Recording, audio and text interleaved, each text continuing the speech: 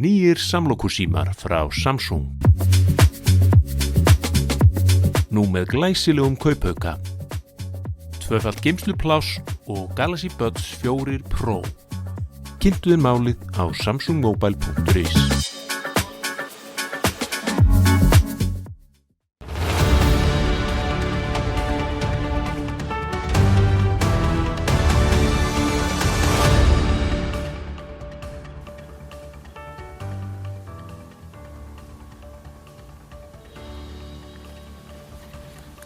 Komið heil og sæl og velkomin í Spursmál, föstudaginn 14. ágúst. Nú lifa rétt rúmar 2 vikur á kosningabaráttunni það hvort Ísland muni sækja aðild að Evrópusambandinu að nýju eða ekki.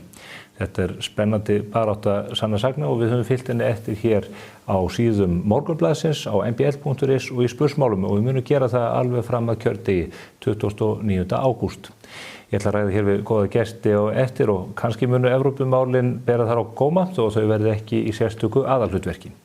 Það mögnuð vika að baki hér á landi og við erum mörg hver algjörlega orðlaus eftir að hafa upplifað almyrkva á sólu á miðvikudaginn. Þetta atburðarás eða náttúruvætti sem maður gleymir ekki eftir að hafa upplifað það eins og við gerðum, þrátt fyrir skýjahuluna sem var yfir stórum hluta þess svæðis þar sem almyrkvans var vart. Ég vil minna ykkur á forsíðumyndina sem við birtum hér í blaðinu í gær sem að Ragnar Axelsson, sá mikli meistari, lét okkur í té, sýnir almyrkvann eins og hann blasti við Ragnari þar sem hann var kominn skýjum ofar á flugvél sinni. Það magnað eiga ljósmyndara sem að geta fangað þessi ótrúlegu augnablik eins og honum einum lagið. Hér í blaðinu í dag erum við líka að fjalla almyrkvann og þar ræðum við skipverja á Kaldbaki það er eitt af glæsilegustu skipum flotans. Þar kemur fram lýsing á því hvernig almyrkvinn hafði áhrif á dýrin í undirdjúpunum. Þetta náttúruvætti hefur nefnilega áhrif svo víða og miklu víðar heldur nokkuð grunnar. Hvet ykkur til að kynna ykkur þá frásögn alla. En ég ætla hér á eftir að ræða við góða gesti. Þau koma til mín til að ræða fréttir vikunnar. Sigríður Á. Andersen, fyrrverandi dómsmálaráðherra og þingmaður Miðflokksins og Óskar Magnússon, bóndi úr Fljótshlíð og rithöfundur. Það er margt að ræða, ekki síst tengt réttarkerfinu. Í síðari hluta þáttarins koma hingað til mín 2 menn sem að hafa mikið atburðarás næstu vikna að segja. Það er þeir Þorsteinn Víglundsson sem formaður samtaka iðnaðarins og Vilhjálmur Birgisson sem formaður Starfsgreinasambandsins. Það stendur fyrir dyrum að endurskoða kjarasamningana sem voru gerðir á almennum vinnumarkaði árið 2024 og það hriktir í stoðum þeirra samninga. Í ofanálag Seðlabankinn að búa sig undir það að tilkynna okkur hverjir stýrivextir verði hér fram á haustið. Þetta er allt eitthvað sem við tökum fyrir í þættinum í dag. Fylgist þið með. Nýr GLC frá Mercedes-Benz.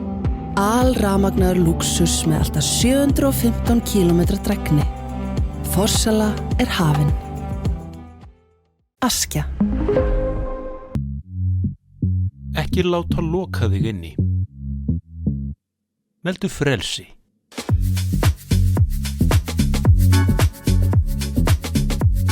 Samsung. Mannvirki, byggingar og hallir. Hvað sem þú vilt byggja, þá framleiðum við byggingarefni framtíðarinnar. Limtré Vírnet. Heilskoðun hjá Intuens veitir ítarlegar upplýsingar stöðu líkamanns. Með segulómun er hægt að greina breytingar og frávik áður en einkenni koma fram. Með þessum upplýsingum getur þú tekið upplýstari ákvarðanir heilsuna þína. Kynntu þér málið á intuens.is. Skaðabætur, miskabætur, sárabætur, sjúkrabætur, slysabætur, uslabætur, þjáningabætur. Bótaréttur.is 520 51 00. Í vikunni hefur elsku besta stjórnmálafólki okkar verið eins og villt sumarblóm í fullum skrúða allar koppagrundir, enda engin þurrkatíð verið sko. Síðustu helgi tóku Obba og María Rut og tókna þátt í regnbogagöngunni og þar auðvitað mátti sjá fleiri svona hýrlega viðreisnarliða taka þátt í dagskrá hinsegin daga, enda mjög mikilvægt að standa vörð mannréttindi krakkar mínir. Þau fást nefnilega ekki gefins. Og Ísland er ekki heldur gefins, mín kæra María Rut. En við ætlum sko ekki að fara að gefa ykkur brusselingum landið okkar. Sko öll þjóðin sem á landið saman. Jón og Gunna, Pétur og Páll og Sigga upp í sveit og allir hinir. Það hefur nefnilega aldrei verið eins jákvætt að vera neikvæður og núna. Á dögunum myndi tóka Gunn okkur almúgan á að nýta kosningaréttin nú hægt að fara til sýslumanns og kjósa nei í þjóðaratkvæðagreiðslunni, skrifa undir skilnaðarpappírana í leiðinni eða skipta föðurnafn eða bara hvað sem Ferð til sýslumannsins alltaf ferð til fjár. Dagga Konna lætur sig ekki rigna niður í vætutíðinni hér á landi. Ó nei, heldur bara gengur hún undir ESB-reglíf alla borg með bros á vör. Og þarna kom hún alveg aldeilis upp Evrópusambandið. Það nefnilega ekkert bara eintóm gleði og gott veður í löndunum hennar Úrsulu, sko. Æ, einfeldnin. En Dagga má nú eiga það að hafa verið aðeins betur búin við veðrun en Simmi Dabbi sem hafði áhyggjur af því að sjá ekki til sólar á tímum almyrkvans. Ég meina við hverju bjóst hann eiginlega, verandi þarna inn á vetur.is að rýna í þetta. Kræst! En já, þetta blessaðist og að sjálfsögðu svo þakkaði hann Stjörnu Sævari fyrir að hafa planað þessa dimmu alla saman. Ég segi bara fálka orðið á hann takk. Sko Stjörnu Sævar, ekki Simma. Forsætisráðherra horfði til heimins á Reykjavíkurflötu þegar Stjörnu Sævar sneri dimmernum á ljósunum og slökkti á dagsbirtunni rétt áður en hún stökk upp í flugvél á leiðinni til Eskifjarðar. Þetta var alveg ótrúlegt augnablik sem verður örugglega bara greift í minni ráðherra sem ókomna tíð. Bryndís Haralds fylgdist líka með almyrkvanum en sko hún var með allri ættinni sinni og samt sá hún bara ekki rass í balla. En guðsi lofa maður hafi kannski tekið kvittun fyrir kaupunum á sólmyrkvaglerunum. Ekki 14. skilafrestur í öllum verslunum svona samkvæmt lögum eða? Spyr fyrir vinn. Sjálfur kóngurinn eldaði eldaða kalkunabringu í tilefni af sólmyrkvanum. Engin smá flotteit á honum, sko. Og já, sumir fengu náttúrulega bara pakkanúðlur að éta, þannig að svo hann bara alltaf eitthvað að panta sér eitthvað drasl af eBay og Temu og sækja í postbox hinga og þangað alla borg. Þvílíkur munaður, ha? Já, hann væri sko ekki með svona mikið á milli handana til að spandera ef Ísland væri í ESB. Ég get alveg sagt ykkur það. Diljá Mist og Simbi krúttuðu yfir sig á miðlunum í vikunni en þetta það sem að Diljá gerir þegar hún kemst ekki alþingisræktina. Bara heldur á kjötstykkinu Simba til að viðhalda byssunum. Hún deyr náttúrulega ekki ráðalaus þessi elska.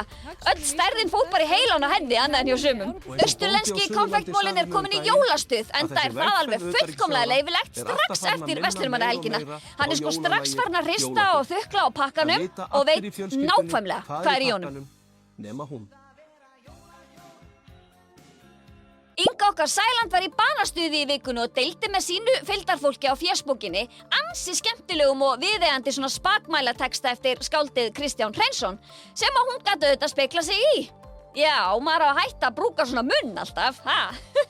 Í vikunni myndi Logi Einars okkur líka á það að það eru aðeins örfáir dagar eftir af myndlistarsýningu hjá syni hans, Úlfi Logasyni. Hlaupið, skoðið og kaupið. Ok, bye! Komið sæl að nýju, við þökkum Ásthildi fyrir hennar ágætu yfirferð á fréttum vikunar eins og þau blasa við okkur á samfélagsmiðlunum en hingað eru konum góði gestir til að ræða ýmsar fréttir vikunar híðan og þaðan. Það er Óskar Magnússon, bóndi úr Fljótshlíð og rithöfundur og Sigríður Á Andersen, alþingismaður fyrir Miðflokkinn og fyrrverandi dómsmálaráðherra. Komið sæl, bæði tvö. Já, sæl. Áður en við förum eða snúum okkur að raunveruleikanum, þá ætla ég að víkja orði að skáldsögu sem að þú varst að gefa út, Óskar, og ég verð að viðurkenna að mér brá nokkuð í brún þegar að hún var kynnt til sögunar mitt í átökum hvalveiði manna og hvalavendurna sinna. Þetta er bók með heitinu Hvalamorð og er þetta ekki kallað flensari? Nei, jú, flensari, jú. Flensari. Það er tæki sem að menn, eða vopn sem að menn nota til að skera hval en mögulega eitthvað annað líka. Já, það munum menn finna út ef þeir lesa bókina sem að menn eru nú að gera, sem betur fyrir. En þetta er merkilegt vopn og þeir sem að því beita hafa mikla virðingarstöður við hvalskurð og það er enn þann dag í dag þannig. Þetta eru alvöru menn. Þetta eru alvöru menn og þetta eru mismunandi týpur sem að menn notast við og beita? Já, þetta er alveg sérstök fræðigrein að búa til svona vopn og þeir sem eru kallaði flensarar, þeir verða til dæmis aldrei veikir. Nei, þeir mæta á vakt. Já. Hvað sem tötur og raular? Þeir taka norska brjóstrópa, setja eitthvað út í þá sem enginn veit hvað er og svo mæta þeir á vaktina. Myndu þau gera það ef þetta væri ríkisfyrirtæki? Ég efast það. Ég held að þarna sé uppeldið með öðrum hætti en að venjast þar. Ég las þessa bók og hafði mjög gaman af eins og öðrum þínum skrifum. Ég ætla ekki að rekja söguþráðin eða hvað dregur helst í tíðinda þarna, en ég tek eftir því og það verður ekki hjá því komist að greina í helstu karakterum þjóðþekkta menn. Það eru vísanir þarna sem þú ert ekki mikið að dylja. Það er nú kannski meira gert mér til skemmtunar en það er ágætt ef að aðrir hafa koma auga á það, en já, þetta er samtíma saga. Já. Þetta eru hlutir sem að gerast fyrir framan augun á okkur og hvað ég segja, enn nær okkur heldur en að mig óraði fyrir þegar ég var að skrifa þetta. Já.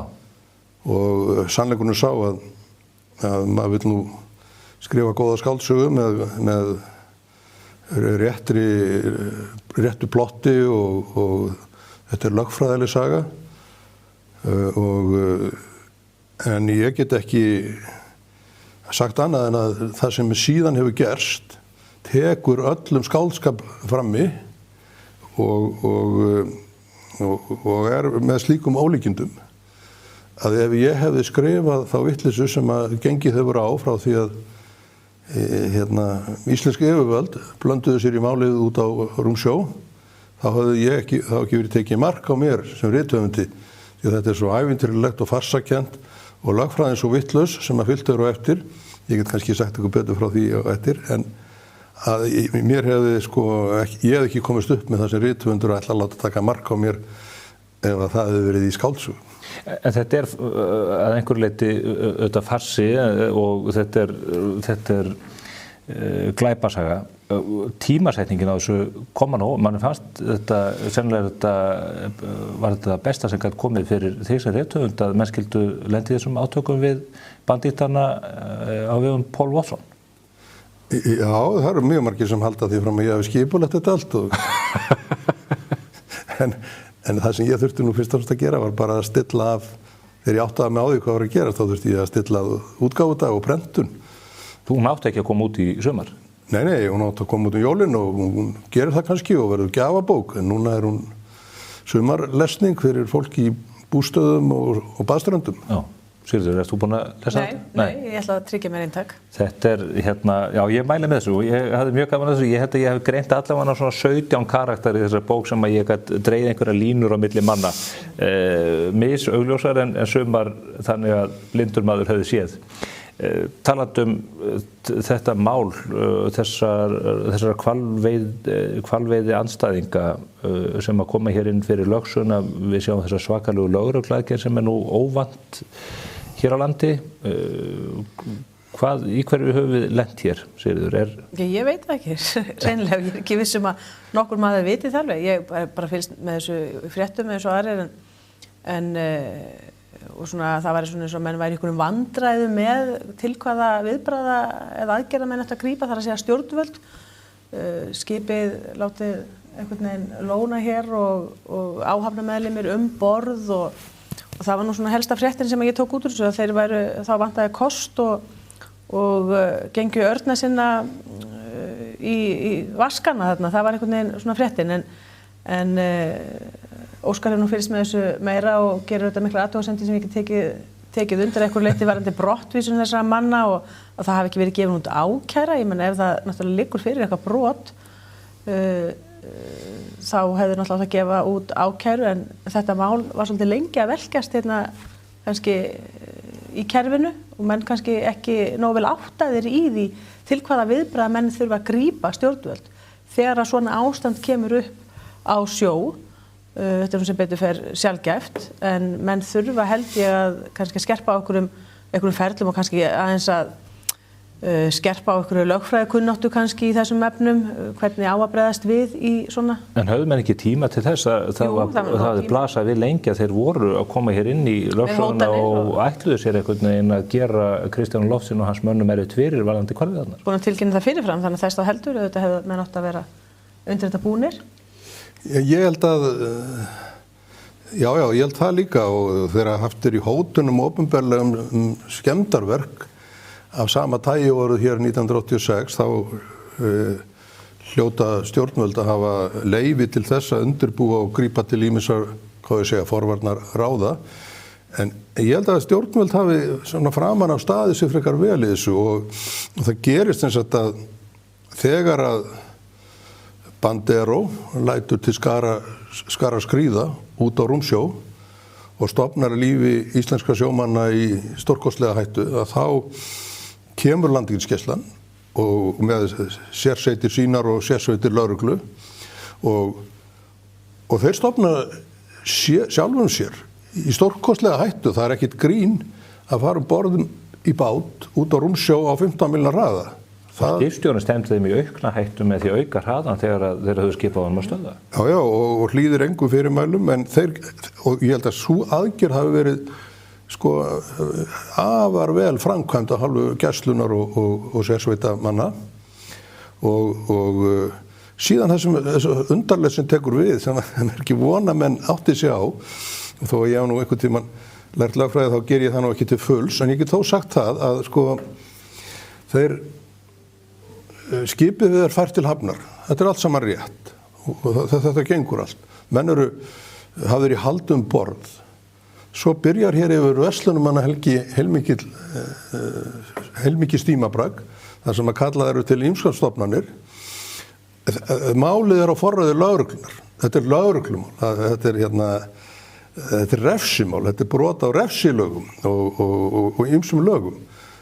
En einhvers staðar á því ferli þegar búið að ræsa 21 lögmann á föstudagskvöldi fyrir verslunarmannahelgi þá gerist þau furðulega heit að Útlendingastofnun blandast í málið eða blandar sér í málið og skyndilega forræði málsins með einhverjum dularfullum hætti lent hjá Útlendingastofnun, ekki hjá lögreglunni sem var með málið og heldur ekki hjá ríkislögreglustjóra eða Landhelgisgæslan. Landhelgisgæslan var búin að afhenda bátinn og málið lögreglunni eins og vera ber og þarna yfir helgina, verslunarmenningina, þá kokkað upp brottvísun og endurkomubann hjá Útlendingastofnun og þetta ekki einu svona dómstóll.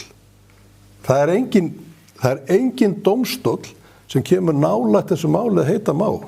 Þannig að það eru menn sem ætti að sæta rannsókn og liggjandi grunn eða hreinlega staðfesta hafi brotið lög, refsilög og það er einhver stofnun sem hefur ekkert með þau mál að gera sem að gerist aðaleikar í málinu.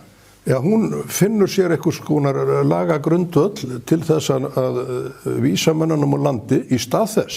Og við kunnum sum okkar bara gömlu landhelgismálin. Þegar þeir voru teknir, þá voru þeir farið til hafnar. Þeir voru settir í varðhald í 3 daga.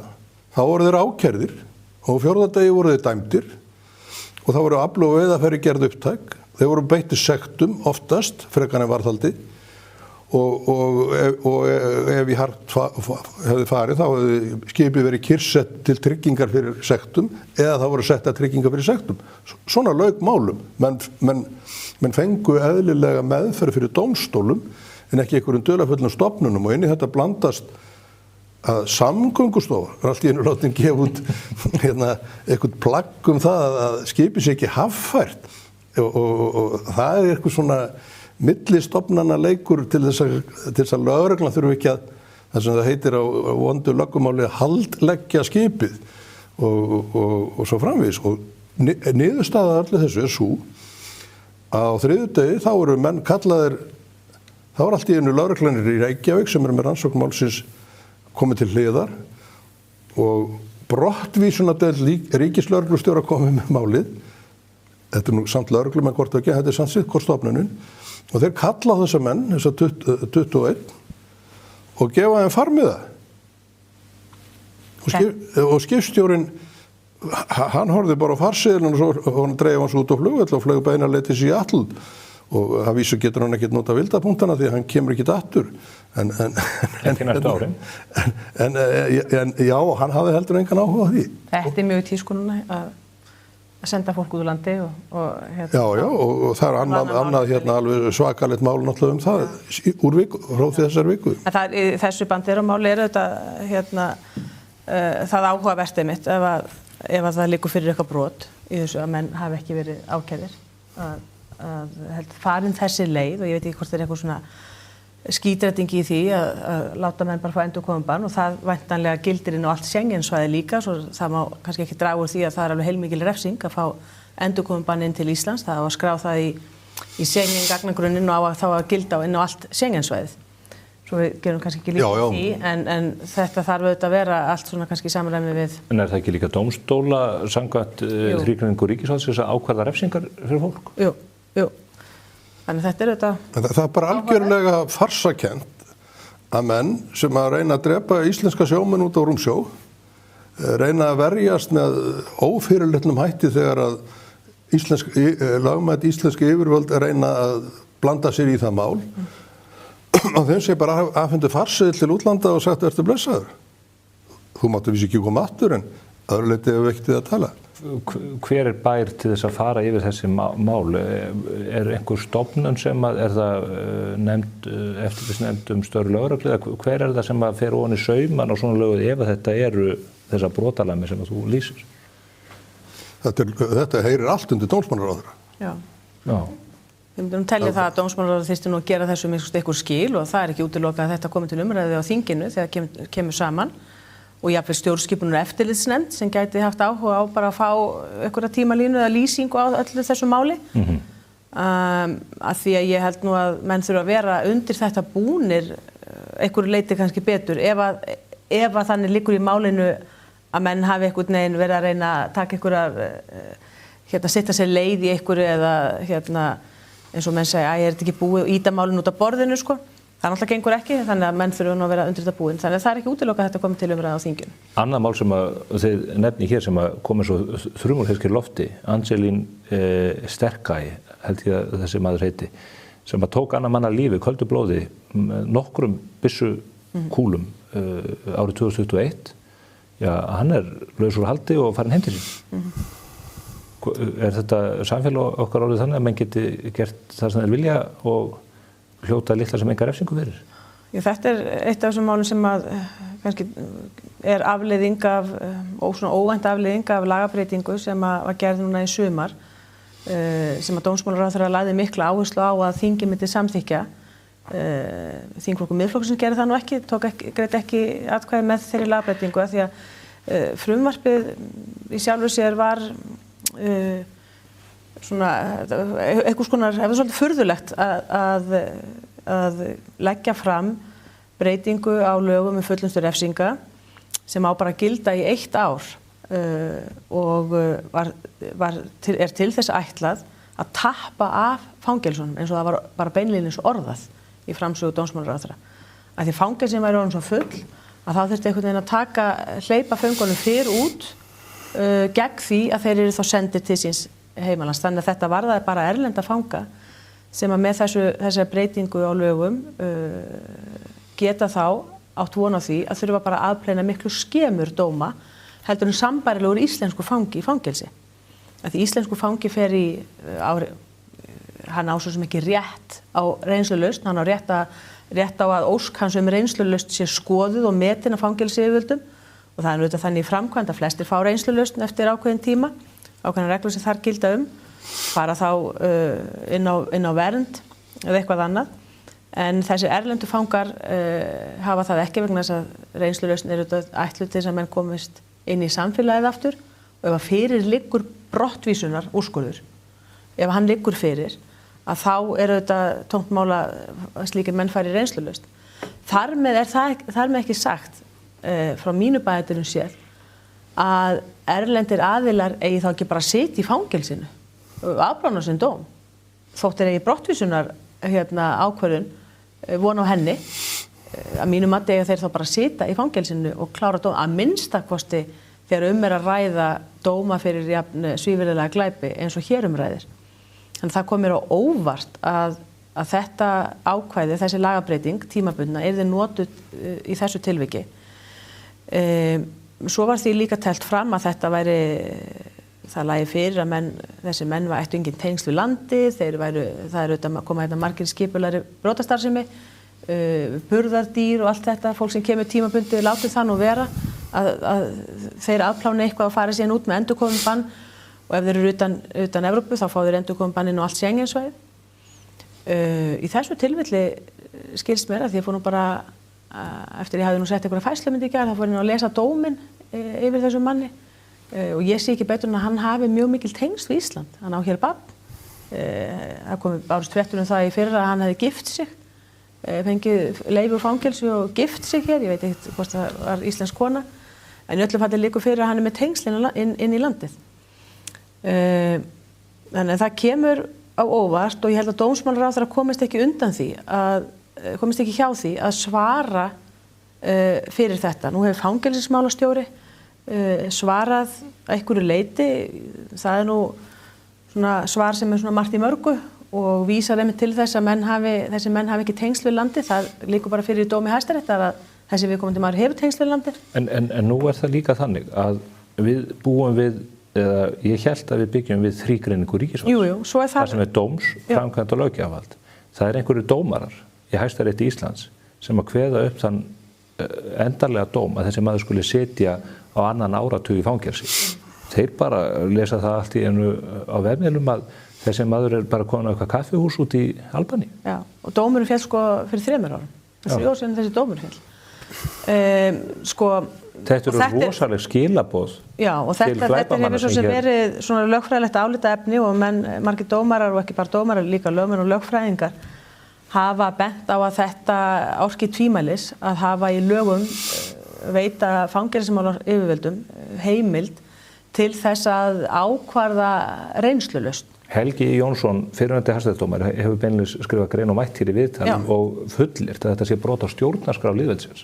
En það heyrist ekkert í dómsmálaráðherranum, henni virðist bara vera alveg sama með þetta. Nei, en þetta er auðvitað bagalegt.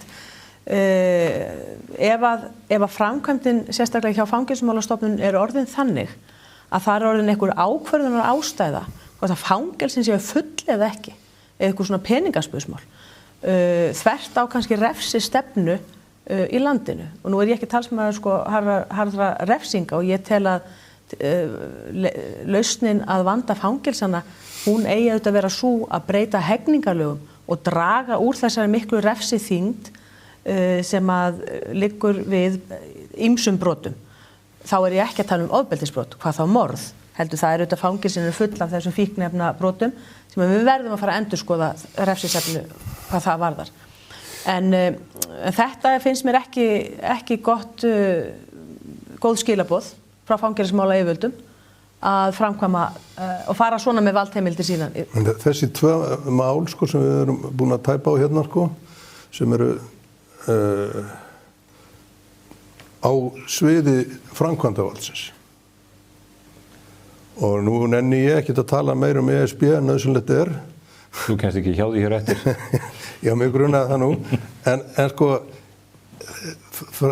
hvernig framkvæmdavaldið hefur beitt sér í þessum 2 málum sem við Sigríður erum hér að tala bendir nú ekki til þess að við höfum nokkuð við framkvæmdavald að gera. Og þetta kannski sleppa því út úr fullveldinu, því að þetta er náttúrulega alveg gjörsamlega til skammar og að hér komi menn og skjóti 9 skotum í menn í dyrunum heima hjá sér og séu dæmdir í 16 ára fangils og gangi svo út eftir 4-5 ár. Þetta er ekkert annað en þetta er náttúrulega ávísun á leigumorðingja. Þeir koma bara hér, minnstakosti meðan þetta ákvæði í gildi og Guð má vita hvenær mönnum þóknast að framlengja því ef að fangilsin verður þröng. Og þá færð þú bara leigumorðinga fyrir 30 milljónir, það 10 milljónir við samning, 10 milljónir við morð og 10 milljónir þegar þeir sleppt heim. Þetta er pakkinn og við erum bara að bjóða hérna upp á þetta. Þetta er þekkt í löndunum í kringum okkur. Já, þetta er allt saman þekkt og þetta eru alveg ævintýralega lausatök á framkvæmdavaldi að minnstakosti hvað þetta var það sem hér hefur verið nefnt. Fangelsismálin út frá þessu, það er nú mikið verið að ræða þetta rándýra fangelsi sem að reisa á Litlahrauni, menn eru tiltölulega nýbúnir að reisa fangelsi upp á Hólmsheiði sem var hannað þannig að það er ekki hægt að stækka það var til að friða sunnlendinga í því ferli öllu saman. Er ekki að reisa ódýrt fangelsi? Þurfa þeir sem að brjóta svona af sér að búa við betri kostheldur en gamla fólkið á Droplaugarstöðum? Nei, svo er það auðvitað Er það mannréttindamál? Nei, það er auðvitað ekki mannréttindamál og það er auðvitað líka nokkuð sem að við eigum að skoða að gera samning við eitthvað erlend ríki að vista sem eru með fangelsi, að vista erlenda fanga Hér til dæmis verið að ræða, og ég held að dómsmálaráðherra hafi sé að hrinda því í framkvæmd, að reisa fangelsi við Keflavík, svo kallar brottvísunar úrræði, loka úrræði er það kallað meðal þeirra. Það að segja þess að vista þá sem hér í ólögmætri dvöl.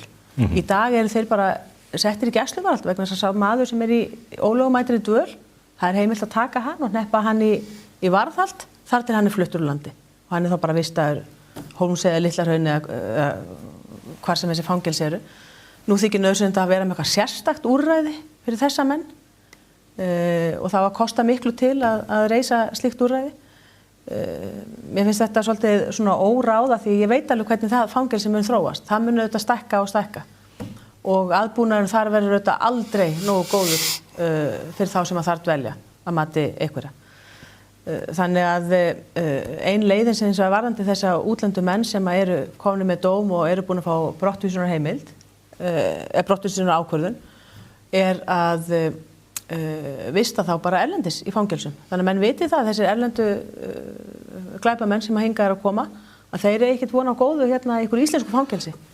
Það verður bara að gera samningu við eitthvað fangelsi í Albaníu eða einhverjum öðrum Austur-Evrópulöndum sem er margfalt ódýrara. Og ég er ekki að tala um eitthvað mannréttindabrot, ég held bara hefðbundið fangelsi þar, það er bara ódýrara að vista menn þar. Og þetta tel ég að við eigum að raunverulega skoða ef að þetta er orðið þannig ófremdar ástand í fangelsum á Íslandi sem að nota bene eru að hýsa yfir helminga útlendinga. Á meðan að dómsmálaráðherrann situr í stofnunum þar sem útlendingastofnun er farin að brottvísa mönnum sem vilja ekki verið í landinu og fangelsismálastofnun er farin að hleypa mönnum heim til sín sem að myrða fólk köldu blóði, þá erum við líka með löggæsluyfirvöld sem er að hundelta sprúttsala. Nýjustu tíðindir eru þau að Elías Blöndal Guðjónsson og Arnar Sigurðsson eru konur sakamannabekk fyrir ólögmæta áfengissölu og peningaþvætti. Það er í gangi þarna. Já, og það, eitt er nú að ríkið vilji hjóla í þessa netsölu og það býður nú eitthvað mál til úrlausnar. Ég hefði haldið að það væri nú skynsamlegt bara að bíða og sjá hvernig það kemur út frá Landsrétti. Það er að segja, ef ég væri ákæruvaldið í þessum efnum. Það er þetta að vísa í smáríkismálið sem að búið að dæmi í héraði. Þar var þetta dæmt ólöglegt. Já, en það er núna í Landsrétti, og það, ég kann nú ekki alveg að segja frá því, en það eru nokkra útfærslur af þessum netsölum og það er kannski ekki alveg sömu aðstæður hjá öllum þegar kemur að því. Það sem hins vegar, ég hjó eftir í fréttum í gær og var slegið upp í fyrirsök, en er ekkert nýtt vegna þess að það var kynnt til sögunar hér í löggjöf peningaþvættis ákvæði og ákæruvaldið hefur bara tekið það upp að smyrja þeirri ákæru brot á peningaþvættis reglum við nánast öll sakamál. Lögum peningaþvætti fjalla um það að menn get ekki notað gróða úr ólögmætri starfsemi í einhver aðra starfsemi, það er peningaþvætti. Það leiðir af því að ef það er þetta ólögmætt þá er það peningaþvætti. Það leiðir af því, Þetta, ég held að það bara einu sem verið dæmt fyrir þetta hér á Íslandi, af því þetta finnst mér nú vera á gráu svæði að stilla þessu þannig upp, að þetta sé peningaþvætti líka þessi starfsemi sem það þarna fer fram. En þetta er náttúrulega, það er búið að teygja þetta peningaþvættis hugtak út í tóma vitleysu eins og þið segið og því er klínt á nánast hvert einasta brot þar sem einhver má sýna fram á einhvern ágóða. En hvað varðar þetta mál með netsöluna, þá er það náttúrulega vakna það mjög margar áleitnar spurningar hvernig á því stendur að þetta er telji ríkisvaldið. Þetta sé óheimilt sem að það þó stendur fyrir sjálft fullum fettum og hefur gert árum saman að hvernig á því stendur og eiga menn að þurfa að sæta því að ríkisvaldið það veist ekki í árum saman, 5 ár eða meira og að þeir verði látnir síðan gjalda þess þegar upp er staðið ef svo illa færi eða undarlega færi vil ég frekar segja að þessir menn eru með einhverjum hætti dæmdir. Og ég, Þetta þá saka stjórnvöldum einhvers konar tómlæti eða? Ég bara segja, það er tómlæti og tilviljana kennd einhver svona refsistefnu. Það lítur á mig, sjáðu, þetta byrjar á því ÁTVR fer í mál og fjármálaráðuneytið slær á puttanum ÁTVR og segir þið hafa ekkert með þetta að gera, þetta ráðuneytismál. Svo gerir ráðuneytið ekki neitt árum saman. Og ég veit ekkert af hverju það allt í einu vakna til lífsins 5 árum seinna. Ég hef ekki hugmynd um það. Og svo á sama tíma þá viðgangast alls konar aðrar útsölu aðferðir sem eru látnar óátaldar undir einhverjum dularfullum formerkjum að það sé heimabrugg eða einhverju skárri bjórar þar en annar staðar. Þetta víst allt ódrekkandi hjá þeim en það aukaatriði. En skiljiði og það engin takmörk á því og það menn selja bara nótt og dag og Búið að fjalla engaðalega þessa sölu í Fríhöfninni á sama tíma? Já, og þetta bara orðið dálítið einkennilegt ætla síðan að láta menn, ég vil segja, í góðri trú. Þeir eru bara í góðri trú. ÁTVR fer í mál, því slátrað, fjármálaráðuneytið sjálft segir, við erum með þetta mál, og það gerir ekki neitt. Lögreglan gerir ekki neitt. Lögreglan er búin að finna upp á því að þeir eru að atast í því hvort það er opið í þessum búðum á helgidögum. Hvaða húmor er það? Hvaða máli skiptir það? Já, svo er þetta líka skiljanlegt að menn vilji, menn lesa bara lögin og lögin ganga út á það að ríkið hafi einkarétt á smásölu.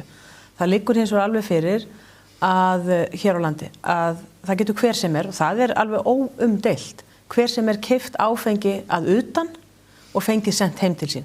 Það getur við hér gert, það er ekki bara fyrirtæki, það getur hver sem gert. Fólk gerir þetta sumir. Menn gera það bara í símanum? Menn gera það bara í símanum og kaupa beint frá bíli í Frakklandi heim til sín. Þá auðvitað eðlilegt að vakna spurningin á Íslandi. Býtu, ég bara stofna fyrirtæki þá í Frakklandi, ef það snýst það bara hvar vínið er á fyrirtæki, þá bara gerið það þar. Og það hafa menn verið að gera í þessu sambandi og það er alveg ljóst, frá mínum bæjandi séð, ég ætla samt ekki að fullyrða niðurstöðu dómstóla, þær geta svona stundu verið eins og þær eru, en refsi heimildin í þessu málum, hún er bara ekki nægilega skýr vegna þess að löggjafinn hefur ekki tekið til umfjöllunar þessa nýju tækni sem er komin til og það er í refsimálum ekki hægt að lögjafna einhvern veginn við þá löggjöf sem er orðin eldgömul við nýja tækni, það er ekki hægt. Og ég vil líka segja það, ég hef ákveðna samúð auðvitað með lögreglunni sem liggur undir ámæli, ég hef samúð með einhverju ráðuneytisfólki sem er í fósturstellingunni búin að vera í áratug í þessum málum og svona. Auðvitað liggur skömmin hjá löggjafanum. Ekki á mér ég er alltaf tilbúin, en ég menna það er löggjafinn sem á auðvitað að vera búin að láta þetta mál til sín taka. Og þá segja menn, ok, hvað með þig, ég er nú bara almennu þingmaður núna, ég hef auðvitað engin tök á að koma málum sem að ríkisstjórnin vill ekki fara í gegn. Og ég veit að Grímur Grímsson með þingmaður lögreglumaður, en ekki Viðreisn, að hann er með þingmannamál sem að hann lagði fram í vetur, þar sem er tekin af öll tvímæli þessa netsölu. Og ég hef sagt við þessa ríkisstjórnarflokka, ég meina, ég skal hjálpa, ég skal taka á mig alla skítin frá öllum og allt hafaríð frá templurunum og öllu þessu fólki ef það má vera til þess að hjálpa þessu máli áfram og ég held að þetta mál hans Gríms hafi stuðning meirihluta þingsins. En af hverju ferðu það ekki? Verður ekki að skýra þetta? Er ekki hægt að bjóða borgurunum upp á það? Nei, auðvitað er það ekki og fjármálaráðherra ber auðvitað ábyrgð á því að koma svona máli í gegnum þingið, leggja fram mál. Auðvitað er vont að þingmaður þurfa að gera það en ef það mætti vera til þess að liðka þá auðvitað samþykkir maður það mál en ég myndi vilja að fjármálaráðherra og dómsmálaráðherra eftir atvikum kæmum bara með frumvarp afnám einkasölu ríkisins á áfengi. Það er bara komplett. Þið eigið bara að taka ykkur saman, þú segir að sé meirihluti í þinginu fyrir þessu og þá getur þú ekkert skotið þér undan því. Nei, þið bara fylgja liði og búa til meirihluta. Þeir auðvitað ganga ekki gegn ráðherrum. Það er bara þannig. Þannig virkar þetta þinginu. Þau allavega að sína meirihlutan. Já. Búan til og sínan. Hvaða ráðherra er á móti þessu? Ég er dómsmálaráðherrann sem segir í öðru hverju orði að hún sé svo ægilega frjálslynd að... Hún er bara hrædd við eigin skoðanir. Það hefur bara komið fram. Hún segist vera vilja meira frjálsræði í þessu. en hún ætli ekki að leggja til að þessu verið breytt.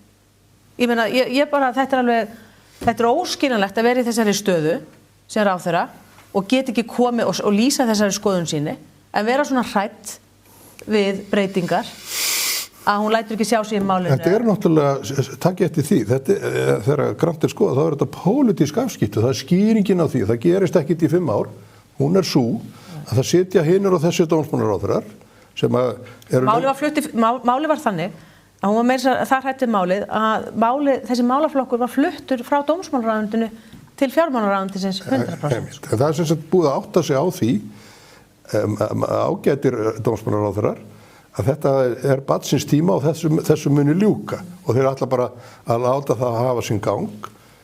Svo hefjast pólitísk afskipti. Það eru pólitísk afskipti sem ráða því að lögreglan fer aftur á stað. Það eru pólitísk afskipti. Það þannig? Já, formaður Framsóknarflokksins. Hvaða skýringar á því önnur að allt í einu fara þær stað þegar liðinu 4-5 ár frá því að það var slegið á puttana? Menn getur nú tekið Ásgeir vitleysu upp hjá sjálfum sér. Já, formaður Framsóknarflokksins sem þegar hann var í embætti fjármálaráðuneytisins þá reyndi hann að hafa þessi afskipti og það liggur bara fyrir bréfaskrifti bara orður frá honum til ákæruvaldis að ýta við þessu. Og þetta, sko, menn verða bara horfast í augu við það, hvað sem mönnum líka það betur að vera, að þessi einokun ríkisins á áfengisölu, hún farin. Það búið að leyfa, eins og Óskar nefnir, bruggarar með að selja sitt brugg. Það enga aðili í Keflavík að selja áfengi. Fólk getur keypt frá útlöndum áfengi. Fólkið hefur bara kosið með fótunum í þessu máli. Og menn stór hluti þjóðarinnar að versla við þessa enga sölu, þessa netsölu eins og hún köllu, og það óforsvaranlegt að löggjafinn með ráðherra málaflokksins í fararbroddi láti hjá líða að breyta löggjöfin til samræmis við það sem orðið hér og verður ekki aftur snúið með. Það bæði komið lita sem var på sími, ég minna það. Já. Og bjórinn var leyfður. Það má kaupa bjórinn. Og það má kaupa bjórn meira sér. Já. Og reka útvarpsstöðvar. Já. Evrópusambandið, það eru 2 vikur núna í þessu atkvæðagreiðslu og ég held að séu margir farnir að hlakka til 30. ágúst þegar þetta verður allt garð gengið. Sigurður, þú hefur tekið virkan þátt í þessu. Þess vegna beini ég kannski orðum að þér, Óskar, hvernig horfir þetta mál við þér þegar þú horfir sem gamallega yfir úr pólitíkin og viðskiptalífun og lögfræðinni? Hvernig finnst þér þessi atburðarás hafa spilast? Já, ég nú rétt að taka það fram ef einhver skildi verið í vafa það. Ég algjörlega mótfallin í inngöngu en ég hef eins og skoðanir á því hvernig þetta hefur gengið til og ég hef gagnrýnt aðra neyjara fyrir það. Menn hafa fylgt sér ágætlega núna upp á síðkastið undir áfram Íslandmerkinu og það var mjög þarft og gott. En það gömul saga á ný í áróðri að þegar andstæðingurinn hefur mjög einföld skilaboð eins og jáarar hafa og höfðu strax í upphafi, þau byrjuðu á því að segja kíkja í pakkan. Það svona pínu kæruleysislegt en það samt snjallt og það einfalt. Og ef við vildum eitthvað rökræða þá kallaði það sannarlega á rökræður. Það var ekki þetta, sko, það var ekki annað svona, og svo bættur betur, sem ég segja sér algjör, sko, eitur snjallt, og segja, já til að sjá. Það ennþá betra slagorð. Og á sama tíma eru við neyjarar að rökstyðja. Og við erum með langar greinar og við erum með, og Morgunblaðið heldur uppi dyggri málefnalegri varstöðu.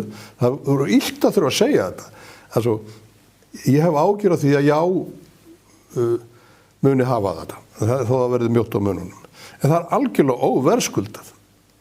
Vegna þess að þetta sko, þeir hafa ekki þurft að hafa fyrir því að flytja þetta mál með þeim málefnalega hætti sem neyjararnir hafa verið að gera. Aftur á fundum og síðu Morgunblaðsins og víða í fjölmiðlum og hvarvetna þar sem menn hafa komið og gert það mjög vel. En meðan nú nærði ekki svona snappi skilabúðum. Þetta bara þekkt úr öllum áróðri. En hver eru skilabúðin? Hver ættu skilabúðin hjá ykkar mönnum að vera? Sko, fyrstulega ætlast ég náttúrulega til þess að þeir markaðsmenn sem að vinna fyrir nei finni það og átt að finna það strax, en ekki ég. En það eru skilabúðin eins og að segja framkvæmdavaldið til Brussel, já takk. Dómsvaldið til Brussel, gjörðu svo vel. Já, takk. Já, við erum þetta að segja ég er bara að segja eitthvað hér í þættinu, sko. En ég er bara að segja, það eru eitthvað sem að skiljiði. Já.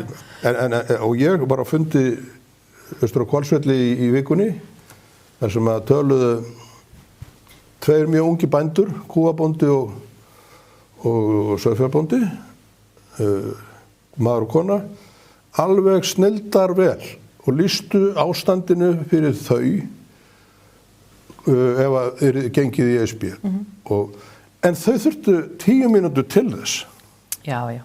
Það er að segja, og ég er að segja, ef svo illa fer að já verður ofan og þá er það óverðskuldað. Við höfum kannski, við neyjararnir, kannski aðeins meiri trú á löndum okkar, en þessi ræða þín kannski. Já. Við rifjum bara upp hvernig það var í ISAFE samningunum líka. Þar var upphafi baráttunar, bara meirihluti þjóðarinnar á því að við ættum að samþykkja þessa samninga. Af því að við vildum ekki verða Kúba norðursins. Af því að við viljum alltaf betra semja heldur en að fara í hart. Það var eina sem að jáliðið hafði. Hvernig unnum við þá baráttu?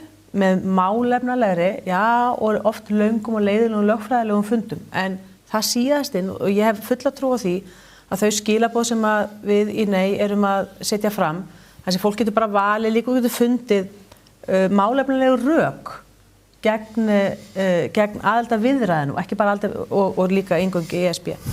En ég hjó eftir þarna í þætti í Silfri, mér fannst ágætt hjá Guðrúnu Hafsteinsdóttur formanni Sjálfstæðisflokksins, ef þú veist að leita einhverju slagorði, þá getur þú bara gert það að þínu núna. Það skiptir ekki máli að fá sæti við borðið, það skiptir máli að Ísland hafi síðasta orðið. Já, þetta finnst mér líka kannski, minnst þetta kjarna líka vel kannski þessa baráttu. Menn er að benda við erum að hafa sæti við borðið. Það líkur þetta fyrir að Ísland mun ekki hafa nokkuð hlut að segja við hvaða borð sem er í Brussel. Ekki nokkuð einasta orð. Nú segir utanríkisráðherra að við séum stórveldi þegar kemur að sjávarútvegsmálum. Já, en ég meina, hún vill heldur ekki svara því sko hvað þýðir fullt forræði yfir sjávarútvegsmálum. Hún getur ekki útskýrt hvað þýðir það. Hún svarar bara til lengri eða skemmri tíma en ekki varanlegt. Nei, til lengri eða skemmri tíma. Akkur getur hún ekki svarað þessum spurningum. Ég á nú eftir að horfa þátt viðtal við hana sem var sýnt í gær og er það ekki sín? Ég horfði á það viðtal og hún á enn eftir að koma hingað, hún er búin að lofa því að koma. Já, hún hlýtur að koma. Þú reynir þá kannski að særa fram svör við þessum spurningum sem hún svaraði ekki í þessum þætti í gær. Það mun koma í ljós hvort að hún sé maður orða sinna eða ekki. Það auðvitað skiptir máli. En Óskar, heldur að jáið vinni þetta sért?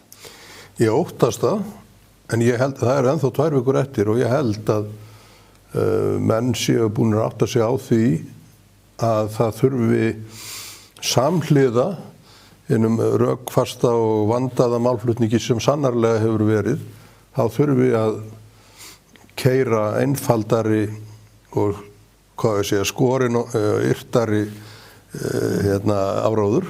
Skilaboð og það er kannski bara ágætt að það gerist einmitt síðustu 2 vikunar. Ég er alveg sammála því, en menn með kringum mig og svona eru sannfærir að þetta verði hlegið út af borðinu, þetta mál. Að það verði? Hlegið út af borðinu og það verði ekki farið í þessar aldarviðræður. Ertu að meina að já muni skíttapa? Já. Já, það er einn stærsti gallinn við mína félaga, eins og Sigríði, það er trúa þessu. Já. Og þetta er algjörlega afleitt að vera hér 2 vikum fyrir kosningar og trúa því að andstæðingurinn sé svo illa laskaður að það verður bara leiðið á honum þegar upp er staðið. Ég skynja samt bara almenningur að þú segir, það er alveg rétt, ég held að margir verði mjög fegnir 30. ágúst. Ég skynja ekki mikinn áhuga hjá hinum, maður segja, almennamanni, þá ég að gera greinarmun á þessu fólki sem lifir og hrærist í þessu argaþrasi og elskar að vera Gera það ekki allir? Nei, það gera það alls ekki allir og það fólk sem ekki að fylgja svona, það orðið held ég þreytt á svo verður þetta þreyttara þegar nær dregur við það fólk segi, ef þeir eru þreytt núna segið nei, vegna þess að ef fólk segir já og við hefjum þess að aðildarviðræður þá verður þessi umræða áfram í 5 ár. Þannig að þetta dónaskapur að koma með þetta, maður stendur með veiðistöng og kastar fyrir fisk og þá eru menn hringjandi út af einhverju vitleysis ESB-kosningum á miðju sumri. Já. Þetta ósvífni og dónaskapur og ónáða þjóðina í orlofi sínu. Já. Og það er algjörlega fráleitt að gera svoleiðis kostir. Reyndist þetta leiftursókn gegn lífskjörum á lokum, líkt og talað var hér forðum, talandi frægar hendingar. Takk kærlega fyrir komuna, Sigurður Andersen og Óskar Magnússon og ég segi við ykkur, kæru áhorfendur, ef ykkur farið að leiðast umræðan Evrópusambandið, þá styttist í þessu dag frá degi og til að stytta sér stundur og hafa gaman, þá hveti ég ykkur til að lesa Hvalamorð þegar þeir eru búin að lesa Dýrabæi, ég mun að segja meira því hér í lok þáttar. En hér handan við hornið eru afar góðir gestir, það eru þeir Vilhjálmur Birgisson af Skaganum og Þorsteinn Víglundsson, hann eftir því sem ég best veit úr Reykjavík. Þeir stýra annars vegar atvinnurekendasamtökum og hins vegar verkefnisfélagi og við ætlum að fara hér yfir stöðun á vinnumarkaði. Kjarasamningar eru til endurskoðunar hér eftir 2 vikur sömuleiðis. Nýr Hongqi EHS 5. Glæsileg hönnun, 100% rafmagn, 4-hjóladrifin, kraftur og lúxus. BL Sævarhöfða. Ég held að við Íslendingar séum í þeirri stöðu að við getum átt í samskiptum við umheiminn á okkar forsendum og við getum breytt því sem að við kjósum sjálf að gera. Og ég segi nei. Fyrir framtíðina. Vinnupallar. Öruggar lausnir. vaffpallar.is. Vantar þig bílavarahluti? Á Poulsen.is finnur þú bílavarahlutina út frá bílnúmeri. Velur viðeigandi varahluti og pantar. Við sendum all land. Poulsen.is. Þetta leggur sig ekki sjálft. Hjá BM Vallá velur þú traustar og fallegar hellur sem henta þínu plani. BM Vallá. Lexus RX. Komdu og reynslagtu RX 450h Plus Plug-in Hybrid. Þín býður óviðjafnaleg upplifun. Lexus Kauptúni. Við þökkum Óskari og Sigríði fyrir þeirra framlag til umræðunar þessa vikuna. Hingað eru hins vegar konur góði gestir úr ólíkum áttum sem að eiga það sameiginlegt að horfa dagana langa á vinnumarkaðinn og hvernig staðan þar þróast. Það er þeir Vilhjálmur Birgisson sem formaður verkalýðsfélags Akraness og formaður Starfsgreinasambandsins og Þorsteinn Víglundsson sem formaður samtaka iðnaðarins. Við ætlum að ræða hér endurskoðun kjarasamningana sem að stendur fyrir dyrum mánaðamótin og ýmislegt sem að því tengist, meðal annars vaxtaákvörðun Seðlabankans í næstu viku. Komið sælir. Já, sæl. Við höfum nú fundið þessa hluti svona vera að tikka upp síðustu daga og vikur. Það er að koma ýmsar tölur, mælingar, varðandi verðbólgu og annað og þið hafið báðir núna lagt orði í belg og ég leyfi mér að segja að þið eru orðnir nokkuð hvassirtir báðir en ykkur ber ekki saman hlutina. Ég get svo sem byrja. Við getum þá bara farið yfir hugmyndafræðina sem við gerðum 2024. þar sem að íslenskt verkafólk reið á vaðið og tók áhættu sem var fólkin í því að leggja til við stjórnvöld, við sveitafélög, við samtök atvinnulífsins að hlusta á Seðlabankann sem að Seðlabanki var að biðja okkur að gera, að ganga frá hófstilltum kjarasamningum sem hefðu það markmið að styðja við lækkun verðbólgu og ná niður vöxtum. Við fórum eftir þessu og við sömdum hér krónutöluhækkanir handa lágtekjufólki upp á 23.750 og gagnvart þeim sem ekki voru að taka laun eftir kauptöxtum 3.25 og 3.5 síðan hinn árin. Kostnaðarmat kjarasamningana var 4% og Seðlabanki sagði strax eftir að við vorum búin að undirrita kjarasamningana að þetta ætti að geta hjálpa til við að styðja við lækkun verðbólgu og við lækkun vaxta, voru ánægðir með þessa kjarasamninga. Fyrirtækin tóku þátt í þessi upphafi að hluta til. Ríki og sveitarfélög lofuðu að halda þetta gjaldskrárhækkunum og skattahækkunum. En hvað gerist eftir að bleikið þornað? Þá bara gleymdu menn algjörlega þeim markmiðum sem við lögðum upp með og menn byrjuðu að hækka vöruverð eins og enginn var í morgundagurinn. Sveitarfélögin viku af þeirri leið sem þeir voru búin að lofa og öll þekkjum við hvernig sveitarfélögin, ríkið hefur hagað sér núna á síðustu misserum varðandi skattahækkanir og gjaldskrárhækkanir og afleiðingin er svo að við erum núna með 5,3% verðbólgu.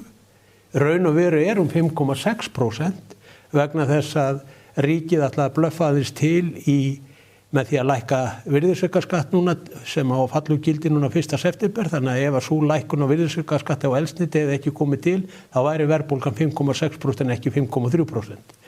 Þannig að þetta er staðan og af hverju gerðum við þetta? Við gerðum þetta vegna þess að í febrúar 2024 var verðbólgan tæp 7%, stýrivextirnir voru 9,25% og 409 milljarðar voru að losna hjá heimilunum sem voru með fasta vexti. Fastir vextir sem voru í kringum 4%.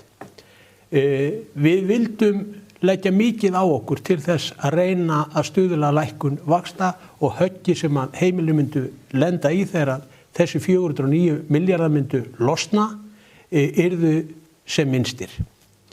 Niðurstaðan er hins vegar svo að vaxtakjör óverðtryggð voru þegar við undirrituðu samningana 10,75, eru 10,25% núna, hafa lækkað 0,5%, en takið eftir. Verðtryggðu vextirnir voru í febrúar 2024 4%, en þeir eru 4,5% núna, þrátt fyrir að stýrivextir hafi farið úr 9,25 niður í 7,75. Þannig að öllum var smalað úr óverðtryggðu lánunum þegar föstu vextirnir losnuðu yfir í verðtryggt. Bankarnir eins og þeir haga sér alla tíð, hugsa bara að græða meiri í dag en í gær, þeir hafa hækkað verðtryggða vexti 0,5% þrátt fyrir lækkun stýrivaxta. Það sem fólkið er fast núna? Það sem fólkið er fast núna. En lífeyrissjóðirnir? Nákvæmlega sama með lífeyrissjóðina sem er algjörlega með ólíkindum að horfa upp á lífeyrissjóðina sem að eru núna að lána þetta verðtryggða vexti í kringum 4-5%, alveg upp í 5%, en samt er raun ávöxtuna viðmið sjóðana 3,5%. Þeir eru að rukka sjóðsfélagana sína meira heldur en í raun og veru þeir eru síðan að krefjast að ná í raun ávöxtun. Þeir hafa ekki tekið þátt í því að reyna að halda aftur af vaxta umhverfinu nema síður sé. Þetta er vandamálið. Og þið lítið svo á að samningarnir séu uppnámi núna 1. september? Heldur betur, tökum annað dæmi sem er mjög alvarlegt. Af því að ég sá að Þorsteinn var að tala kaupmáttaraukningun og annað slíkt. Þetta er svona spál að hluta til eða ekki? Já, næstu liti komna fram. Já, þú ert að horfa á launavísitöluna og verðbólguna. Ég og Sólveig Anna vorum mikið að horfa á leigjendur. Við höfum verulegar áhyggjur af leigjendum. Það eru 28 eða 9% núna sem er á leigumarkaði. Leiguverðsvísitalan frá því við undirrituðu samningana hefur hækkað 20,7%. Kauptaxtættir okkar hafa hækkað 18,4%. Setjum þetta í einfalt dæmi. Leigjandi sem var að leigja 250.000 krónur í febrúar 2024. Sú leiga hefur hækkað 52.000 krónur frá því við undirrituðu kjarasamningana. Og til að hafa 52.000 krónur í vasan, þá hefðu launin þurft að hækka 80.000 krónur. Kauptaxtættir okkar hafa hækkað 74.000, sem eru 48.000 krónur í vasan þeir eru búið að taka skattinn frá. Hvaða kaupmáttaraukning er hjá lágtekjufólki sem hefur orðið fyrir þessu og er á leigumarkaði? Ekki til. Þá áttu síðan eftir allar aðrar hækkanir sem hafa dunið á fólki, matvara og svo framvegis. Þorsteinn, þú hefur lagt orðið belgum þetta og þú segir að það sé ekki forsenda fyrir því að segja upp samningunum meðal annars vegna þess að atvinnulífið sé ekki aflögufært en líka vegna þess eins og Vilhjálmur segir að kaupmáttur hafi raun aukist þrátt fyrir það að verðbólgan hafi orðið svona þrálátt. Já, við erum ekki í fyrsta skipti sem við Vilhjálmur erum ósammála þessum vettvangi. En sko veruleiki okkar auðvitað sá og það er allt rétt sem að Vilhjálmur segir gagnvart þeim markmiðum sem lagt voru upp með við gerð þessara kjarasamninga á sínum tíma að ná verðbólgunni niður og ná stýrivöxtunum niður og vissulega tókst það að mörgu leyti. Það má ekki gleyma því að það var verið að gera þessa kjarasamninga í 8-9% verðbólgustígi á þeim tímapunkti þegar við erum að jafna okkur á Úkraínustríðis og COVID verðbólguskotunum sem komið þarna kort ofan í annan annars. Og það var vissulega markmið aðeila. Ég hef lengi sagt og bara, ég er löngu hættur að nenna að eiga þetta reyfirildi í svolítið tölur að tala sínu máli. Við hækkum laun 2 sinnum meira heldur en aðrar þjóðir í kringum okkar og erum með 2 sinnum hærri verðbólgu. Það er bara veruleikinn og þetta er ekki tilviljun. Við getum horft á þetta yfir áratuga skeið. Þetta fylgist algjörlega að. Laun eru stærsta skýribreytan, ekki eina, en stærsta skýribreytan í verðbólgu þróun í hagkerfi, ekki bara hjá okkur heldur allan heim. Síðan á deila í dag erum við að glíma við fleiri þætti, viðskiptakjörin okkar er að versna og olíuverð hefur verið að hækka, við hefum verið að glíma við allskyns áskorunir og óvissu í alþjóðastjórnmálum, tollastríð milli þjóða og svo mætti áframtelja. Við erum að glíma við, getum við sagt, verulegar ytri áskorunar ekkert síður heldur en innri kostnaðarhækkanir. Þrátt fyrir allt þetta höfum við séð það að kaupmáttaraukningin þegar uppverður staðið í árslok verður svona 5-5,5%. Hún er að mestu leyti komið fram, við sjáum þetta bara hvernig launavísitölu þróunin er, við sjáum hvert verðlagið er að fara á þessu áru, þetta er það vonbrigði að við séum að sjá svona háa verðbólgu, þurfum ekki að deila það, að hluta til á það sér þá ytri skýringar í þetta sinn, við erum að sjá verulegar hækkanir á olíuverði og þar mætti áfram telja, en við bara erum að benda á hið augljósa. Það stærsta forsendu breytan getur við sagt út frá svigrúmi atvinnulífsins til þess að standa undir þessum launahækkunum sem saman varum var að við gerðum hér ráð fyrir að við værum í tiltölulega öflugu og góðu hagkerfi. Við, ef við tökum þjóðhagsspá Hagstofunnar 24 þegar kjarasamningarnir eru gerðir, þá verið að áætla það að landsframleiðsla myndi vaksa hér ykkur svona 7-8% á þessum 3 árum sem ég var að bera þarna saman. Raunin þegar uppi staðið er ykkur kannski þá tæp 2%. Við erum kannski í fjórðungi af þeirri landsframleiðslu aukningu sem við gerum ráð fyrir, en enga síður hefur kaupmáttur vaxið. Það sem við sjáum hins vegar eru öll hættumerkin á hinn endan, þar að segja atvinnuleysi eru að aukast mjög hratt. Fyrirtæki eru í verulegum hagræðingaraðgerðum hjá sér, samkeppnisstaða atvinnuleysins hjá okkur á mörgum póstum er bara mjög slæm. Við sjáum fyrirtæki svo Elkem stendur jafnvel til að loka. Það er vissulega að berjast fyrir tilveru sinni í hagkerfinu okkar núna. Samkeppnisstaða stóriðu þó svo að afkoma út af háu hrávöruverði í augnablikinu sé alveg ágætt. Hefur versnað verulega, bara hækkandi kostnaðir hér heima fyrir, hækkandi raforkuverð og svo mætti áfram telja. Byggingariðnaðurinn hjá okkur er að takast á við verulegar áskorunir. Við hefum ekki séð jafnhátt tölur í óseldu nýju húsnæði frá því raun og veru skömmu fyrir COVID. Þetta eru allt ótvíræð merki þess að við þurfum að fara með gát núna inn í þennan vetur og inn í næstu misseri. Við þær kringumstæður er augljóslega ekki svigrúm til þess að fara að bæta enn frekar í launahækkanir sem þegar eru miklar og ég segi bara fullum fettum, það er eitt að horfa á skýrt viðmið í kjarasamningum sem vissulega var að ástaktur verðbólgu mætti ekki vera yfir ákveðnum mörkum, en það þarf líka að horfa á það í samhengi við hverju skiluðu kjarasamningarnir og þeir eru að skila kaupmáttaraukningu sem er á pari við eða meiri heldur en væntamátti þegar samningarnir voru gerðir og við þar kringumstæður er algjörlega fjárstæðukennt að fara að bæta í. Það sem ég horfi eins og á þegar við erum að segja hvað þarf að gera núna í haust. Það er alveg augljóst ákall til stjórnvalda að það þarf að huga að stöðu atvinnulífsins. Það þarf að huga að samkeppnishæfni okkar á breiðum grunni, hvað er hægt að gera hér til þess að laga til í starfsumhverfi fyrirtækja. Við þurfum að horfa á einföldun regluverk sem ég fagnaði stjórnvöld er að boða átak í, en það þarf Það hefur svo oft verið talað einfalda regluverk og það hefur sjaldnast einfaldast við það. Þetta skipti þurfum við virkilega að taka það traustu taki. Við þurfum að horfa á að það er búið að vera að auka álögur á atvinnulífið, ekki bara í tíð þessara ríkisstjórnar heldur tíð fyrir ríkisstjórnar. Við höfum séð tryggingagjöld hafa verið hækkuð í gegnum tíðina, við erum ennþá að bera verulega skattahækkun allar götur frá hruni sem aldrei hafa verið teknað tilbaka, það hefur bara verið bætt í. Og það hefur verið að boða frekar skattahækkanir, það hefur verið að boða skattahækkun á ferðaþjónustu, þegar við horfum á iðnaðinn sem að ég veiti fórustu, þar hefur verulegar áhyggjur af áformum að lækka enn frekar endurgreiðslu virðisaukaskatts á vinnu á byggingarstaði, að ætla að auka álögur á byggingariðnaði um 6-8 milljarða áskrundulli við þessar kringumstæður, finnst mér bara algjörlega galið. Og ég held að stjórnvöld þurfi að endurskoða afstöðu sína til atvinnulífsins.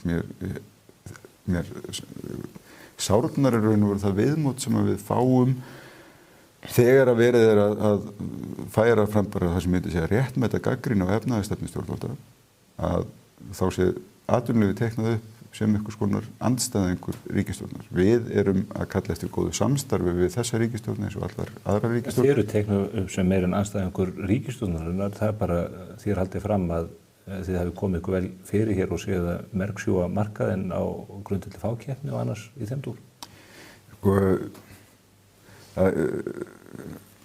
Bara slík umræða er svo fjarstæðukennd. Forsætisráðherrann heldur þessu fram bara á erlendu vettvangi, dregur upp þá mynd gagnvart enskumælandi fólki heimallan.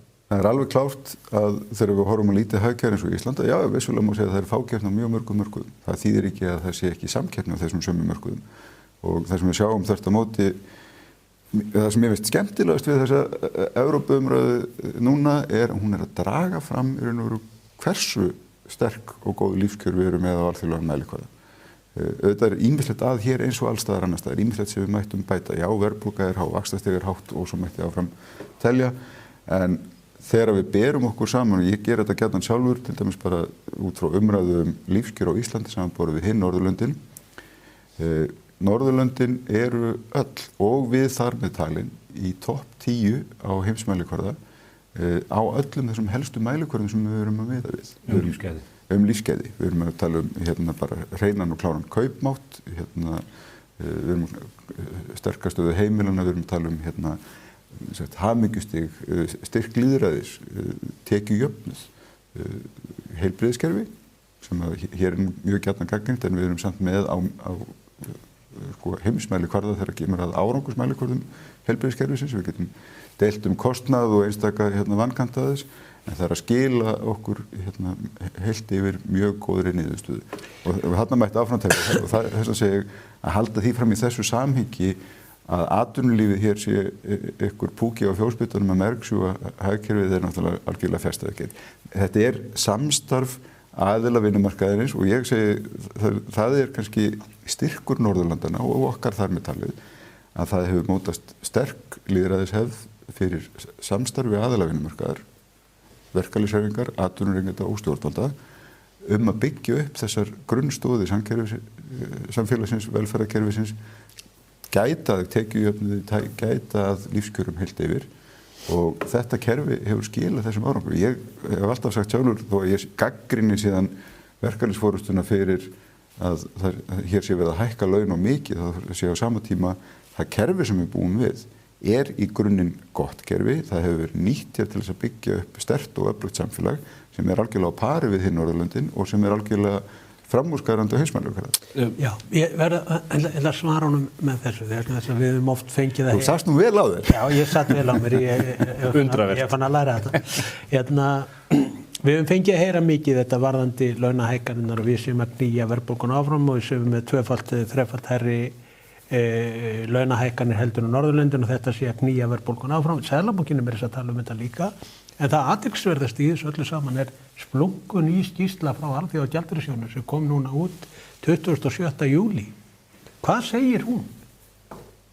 Og ég skora á Þorstein og félag og alla þá sem eru nú að skjóta á okkur í verkalýðshreyfingunni að lesa hana gaumgæfilega. Þar kemur fram að 75% af sveiflum í verðbólgunni tengist innflutningsverðföllum. Einungis 11% af verðbólgunni tengist launum. Og það segir í fyrir Ísland. Fyrir Ísland. Þetta á blaðsíðu 6 í þessari skýrslu. Nú ég bara að tala Alþjóðagjaldeyrissjóðinn, sko. Ég að tala Alþjóðagjaldeyrissjóðinn sem segir að laun gegna aukahlutverki í þróun verðbólgu á Íslandi. Þetta það sem að Alþjóðagjaldeyrissjóðurinn segir í splunkunýrri skýrslu. Þannig að nú verðið þið, Þorsteinn minn, að setja einhverja aðra plötu á fóninn, því að ég mun alltaf setja plötu Alþjóðagjaldeyrissjóðsins á fóninn, en ég vil í þessu samhengi líka segja að það var önnur mjög athyglisverð úttekt sem að Seðlabankinn gerði núna í apríl og birtist á vef Seðlabankans og hefur vakið að mínum dómi sára litla athygli fjölmiðla.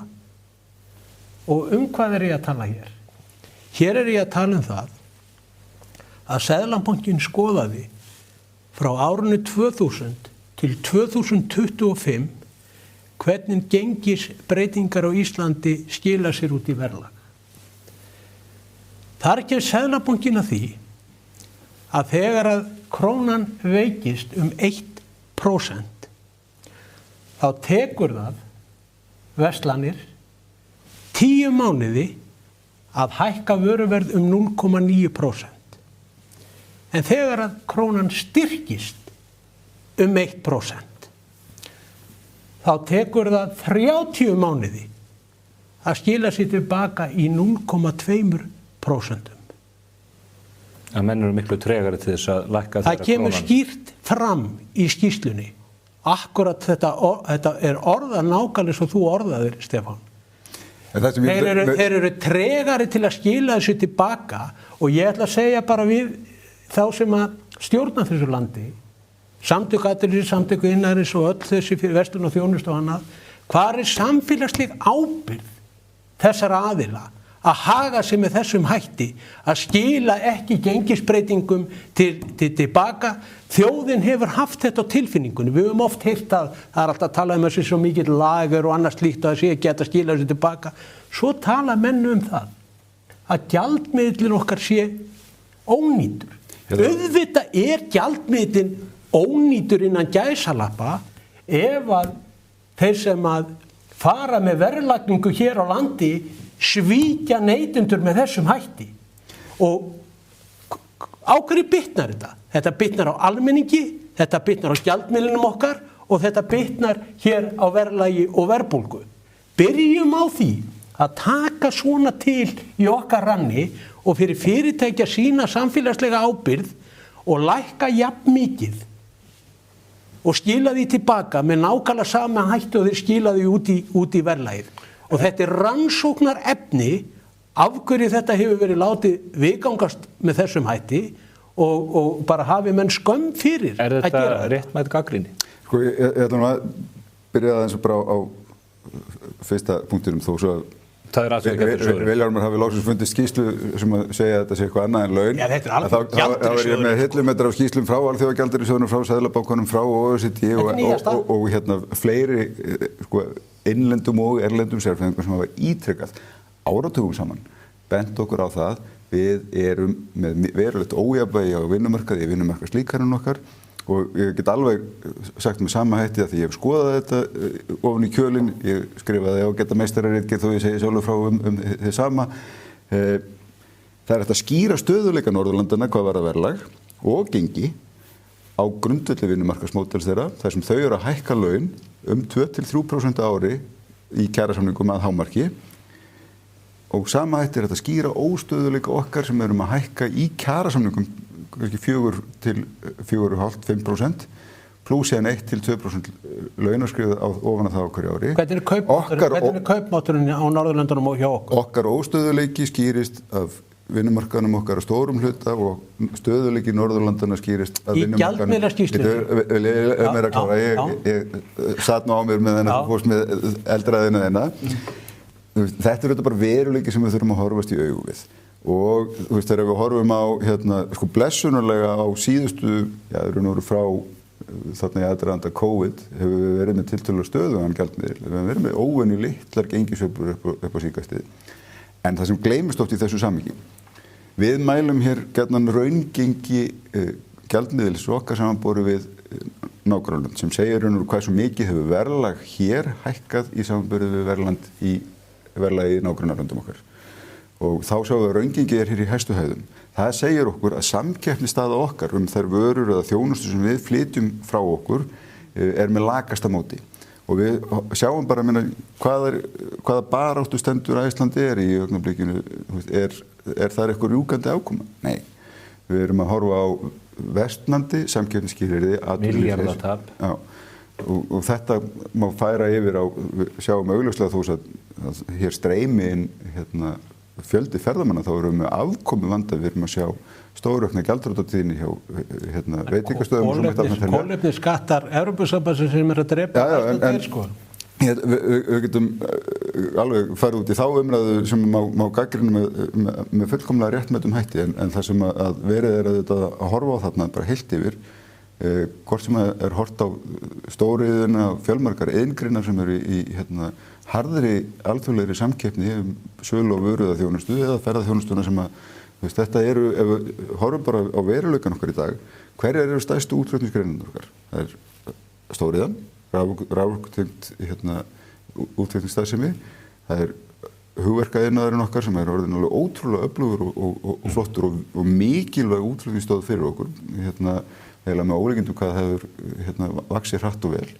Og svo er auðvitað að horfa á ferðaþjónustu og sjávarútveg, við ekki gleyma honum líka, en við getum sagt þessar stoðir eru allar að glíma við verulegar kostnaðarhækkanir heima fyrir og versnandi samkeppnisstöðu í sinni alþjóðlegu starfsemi.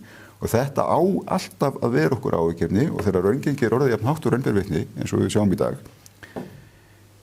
Í hagsögunni hefur það aldrei farið vel hjá okkur og eitt af því fáa sem ég hef þó allavega lært á mínum ferli, það kann aldrei góður og lukka að stýra að treysta því að í þetta skiptið verði þetta eitthvað öðruvísi. En varðandi gengisbreytingar sem Vilhjálmur nefnir og það hvernig fyrirtækin eru treg til þess að skila því til neytanda, þyrftu fyrirtækin almennt sem eru í innflutningi ekki að vera duglegri við það mónitora til báðar áttir? Þetta er það eðlileg krafa að ætlast til þess að verðbreytingar séu jafn skjótar þá niður á við og upp á við. Nú, ég kann ekki skýringar á þessari stúdíu en það sem þetta má ekki heldur gleyma í þessu samhengi, til dæmis ef við horfum á stóru gengisveiflurnar okkar, ef við sjáum til dæmis þegar hér eftir hrun þar sem gengi veiktist verulega, vissulega var verulega verðbólga út úr því en það var engin afkoma af atvinnulífinu á sama tíma. Það var verulega magnsamdráttur, það kann að skýra það meðal annars svona stór mikil sveifla sem þá annars vegar mikil veiking og svo hæg en löng styrking tilbaka. Á sama tíma bara atvinnulífið að komast á fæturna aftur og ég stórefast það að á hrun árin að því kostnaðarhækkunum sem urðu þessar gengisveiflur hafa verið skilað að fulla út í verðlag því það var bara ekki hægt. Það var engin eftirspurn í hagkerfinu til þess að... Við verum að átta okkur inn í þessu, við verum að tala og þetta er eitt af því sem að Samtök atvinnulífsins meira segja hafa farið yfir. Ég held að sem meira segja frá aldamótum, þá liggur fyrir að verkalýðshreyfingin hefur samið að jafnaði 4% hækkun launa samkvæmt kostnaðarmati. Það er bara 4% sögður, en launavísitalan er 7% pluss. Launaskrið. Það er ekki verkalýðshreyfingunni að kenna. Það er bara fyrirtækjunum að kenna og með nákvæmlega... Þetta er verulega einföldun viljið því að 1% af þessu launaskriði, það hefur reiknað, er bundið inn í kjarasamningana. Þetta er bara starfsaldurstengdar hækkanir... Nei, Dr. Kim, aðal sérfræðingur í vísitölum, var fenginn hingað til lands til að skoða akkurat þetta og hann blés á þetta. Þetta ætti ekki við rök að styðjast varandi áhyggjur Samtaka atvinnulífsins. Þú þekkir þessa kjarasamninga jafnvel og við vitum alveg stundu köttuvöðun og himnastegan. En mér langar að segja í þessu samhengi varandi vinnumarkaðsmódelið okkar. Ég hef ekki að hugsa þetta til enda hvernig við værum hér ef við hefðum ekki þetta sterka verkalýðshreyfingu eins og við erum. Það sem að stéttarfélagsaðild er 91%. Í Evrópusambandinu þar sem menn vilja reyna að koma okkur inn núna, það er stéttarfélagsaðild í kringum 18%. Förum aðeins inn á ESB-málinu eftir. Ég ætla að klára þetta. Í gjaldmiðlaskýrslunni sem að ríkisstjórnin lét gefa út núna daginn, þá kemur fram... Allir hafa gleymt. Ég held að menn ætti að lesa hana, því að það er ekkert það að það borgi sig að taka hér upp evru. Það er bæði talað kosti og galla íslensku krónunar og svo framvegis. En það er líka sagt að kaupmáttaraukninga á Íslandi frá 2015 er að meðaltali 2,4% og meðan hún er á Norðurlöndunum 0,6 til 0,8%. Okkur hefur tekist þrátt fyrir allt að verja kaupmáttin hér í gegnum hinn ýmsu áföll. Sem er frábær árangur. Og við algjörlega og þökk sé íslenskri verkalýðshreyfingu. En er þá niðurstaðan, ég velti því fyrir mér að því nú höfum við brotist úr þessari miklu fátækt og mikla bjargáluna, hér er launajöfnuður mjög mikill, séreignarstefna sterk, öflugi lífeyrissjóði. Getur verið að menn hafa bara rangt fyrir sér? Er kannski bara geggið að vera með dálítið háa verðbólgu og dálítið gíru að kjarasamning út í eitt? Ég held að það eru hér hvað segir niðurstaðan? Það er heima tilbúin vandi sem að ég fullyrði að við getum tekið á sjálf. Það er í formi þess að ná niður hér verðbólgu með samstilltu átaki. Og þá er ég að tala átak aðila vinnumarkaðarins, stjórnvalda, sveitafélaga og svo framvegis. Þar verða náttúrulega menn, þegar maður horfir á svona tölur varðandi þar sem að menn er ekki að skila tilbaka vegna gengisbreytinga, menn verða bara að gera svolítið hætta. Það er búið að viðurkenna það. Já, það er búið að viðurkenna, já. En það sem ég ætla að fá að segja núna, og þetta er eiginlega spurningar til ykkar beggja, Vilhjálmur, nú horfum við upp á vinnumarkaðinn og Þorsteinn hefur nefnt að það verða að segja fólki, atvinnuleysi er að aukast og það er mikill herpingur víða, ekki allstaðar en víða.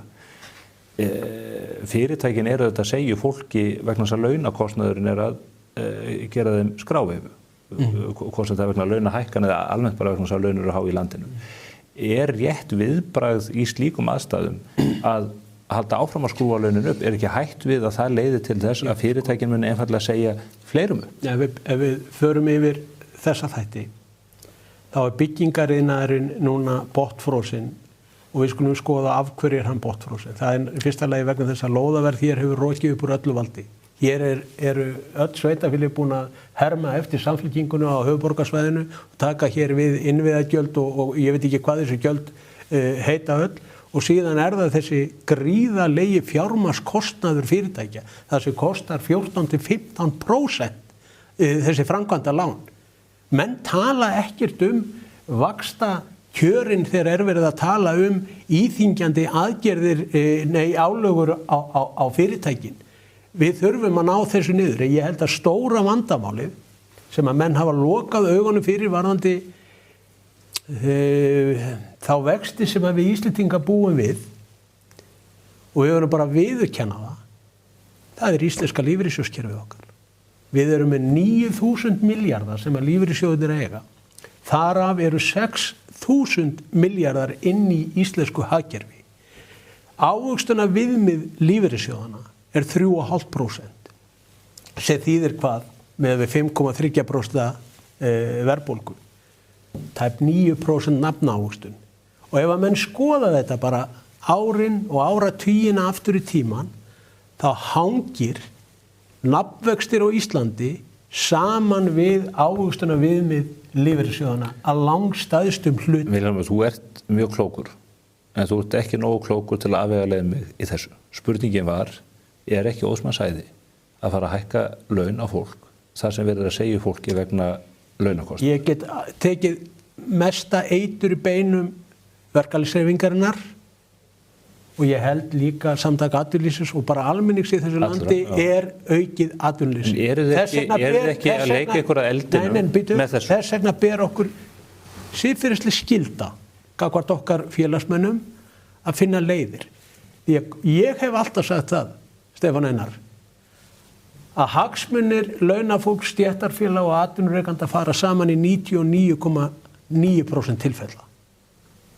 Það skiptir okkur máli að fyrirtækjunum gangi vel, að þeim sé sköpuð þannig skilyrði að þau geti borga fólkinu góð laun, fjölga störfum og svo framvegis. Og við þurfum að finna sameiginlega leið í því hvernig getum við mætt þessari stöðu. Það getum við... Þetta virkaði ekki í fyrsta skiptið, þetta mun ekki virka heldur núna. Spurningin er það ekki Ósmar Sæði að krefjast launahækkana? Þú getur lagfært réttindi og kjör fólks án þess að það kosti mikið. Það eru allskins réttindi sem þú getur bæði gert með gagnvart stjórnvöldum, gagnvart atvinnulífinu, án þess að því fylgi mikið. Einhvers konar millifærslur þá? Við tökum einfalt dæmi. Hvað er það besta sem myndi gerast fyrir íslenskt launafólk? Það er ef atvinnurekendur, samtök atvinnulífsins og þeirra aðildafyrirtæki, stjórnvöld, sveitarfélög myndu skuldbinda sig með undirritun. Verðlag hækkar ekki meir 2,5% sem verðbólgumarkmið Seðlabankans út samningstíma. Ýmis sveitarfélög hafa gert þetta. Ég veit bara, menn lofuðu þessu síðast, en menn bara svikuðu það. En menn fóru líka, áður en ég kem að spurningum til þín, Þorsteinn, við sáum líka hvernig sveitarfélögin fóru inn í kjarasamningana við kennarana. Menn hafa ekki haldið línu í þessu, en maður hefur dálítið einhvern veginn saknað þess að bæði atvinnurekendur og verkefnishreyfingin léti almennlýsir heyr út. Það er einhvern veginn eins og menn séu feimnir við að beina spjótunum að þeir eru tilteknu atvinnugrein sem að nær með einhverjum hætti að beita sumarskrúfu á kerfið og setja allt í loftu. Það er bara líku fyrir að þegar að íslenskt verkafólk, það geftir fólki sem með lægstu tekjurnar. Við bara gerðum okkur grein fyrir því að það væri meiri ávinningu fyrir okkur í að vinna bug á verðbólgunni, vinna bug á hækkun á leiguverði, vinna bug á vöxtum með því að semja með hófstilltum hætti. En aðrir gerðu það bara ekki. Og takk þetta, Stefán, við sömdum við ríkið, Efling og Starfsgreinasamband Íslands, með nákvæmlega sama hættu og við sömdum við samtök atvinnulífsins. Og við sömdum líka við sveitafélögin. En svo fóru þau og sömdu við aðra. Nákvæmlega. En svo gera gjarnan við lækna og kennara og hjúkrunarfræðinga. Og segja svo að það þurfa að jafna launamun á milli markaða. Ég ætla bara að segja það hér og nú, því líkt kjaftaði. Einfallega vegna þess að launamunur á milli markaða er í hináttina. En segðu mér eitt, Þorsteinn, í sambandi við þetta, þegar að menn gera þessa samninga 2024 og síðan hegða stjórnvöld sér með þeim hætti sem þið gera, meðal annars til dæmis bara með þessum breytingum á bifreiðagjöldunum og því áramótið, þó allir hafi varað við og menn allir staðfesta hefur orðið til þess að kynna til verðbólgunni í landinu. 0,56%. Er ekki bara atvinnurekendur eins og launþegarekendur, er ekki bara nauðbeygt til þess að setja þessa kjarasamninga á loft upp til að segja við stjórnvöld, heyrðu, þið verður bara að læra eitthvað leksju hér. Við getum ekki undirritað hér samning og bundið okkar fólk í báða skó og síðan gerir þið bara það sem ykkur sýnist. Sko, við höfum ítrekkað gagnrýnt hið opinbera fyrir að hafa farið út fyrir línu í síðustu kjarasamningum. Það er á ljóst, það ásýst að víða hjá hinu opinbera í þessari kjarasamningarlotu. Það er mjög miður, við höfum líka miklar áhyggjur af því að bara launakostnaður hins opinbera er að hækka gríðarlega mikið, ekki bara út af hækkunum, heldur bara gríðarlegri fjölgun opinbera starfsmanna á undanförnum árum. Og það sem er alveg sammerkt að mínu viti með núverandi ríkisstjórn og síðustu ríkisstjórn, það hefur engin ráðdeild verið sýnd sem heiti getur í rekstri hins opinbera. Það hefur ekki verið gætt að því hvernig megi auka framleiðnistig hins opinbera, halda þá í það mesta fjölgun opinbera starfsmanna með einhverjum hætti í skefjum og þar með kostnaðarvexti. Þeim fjölgaðum 1000 frá maímánuði í fyrra til maímánuðar í ár. Já. Og þetta er á endanum bara aukin byrði á verðmætasköpunum í landinu sem á endanum hún kiknar undan.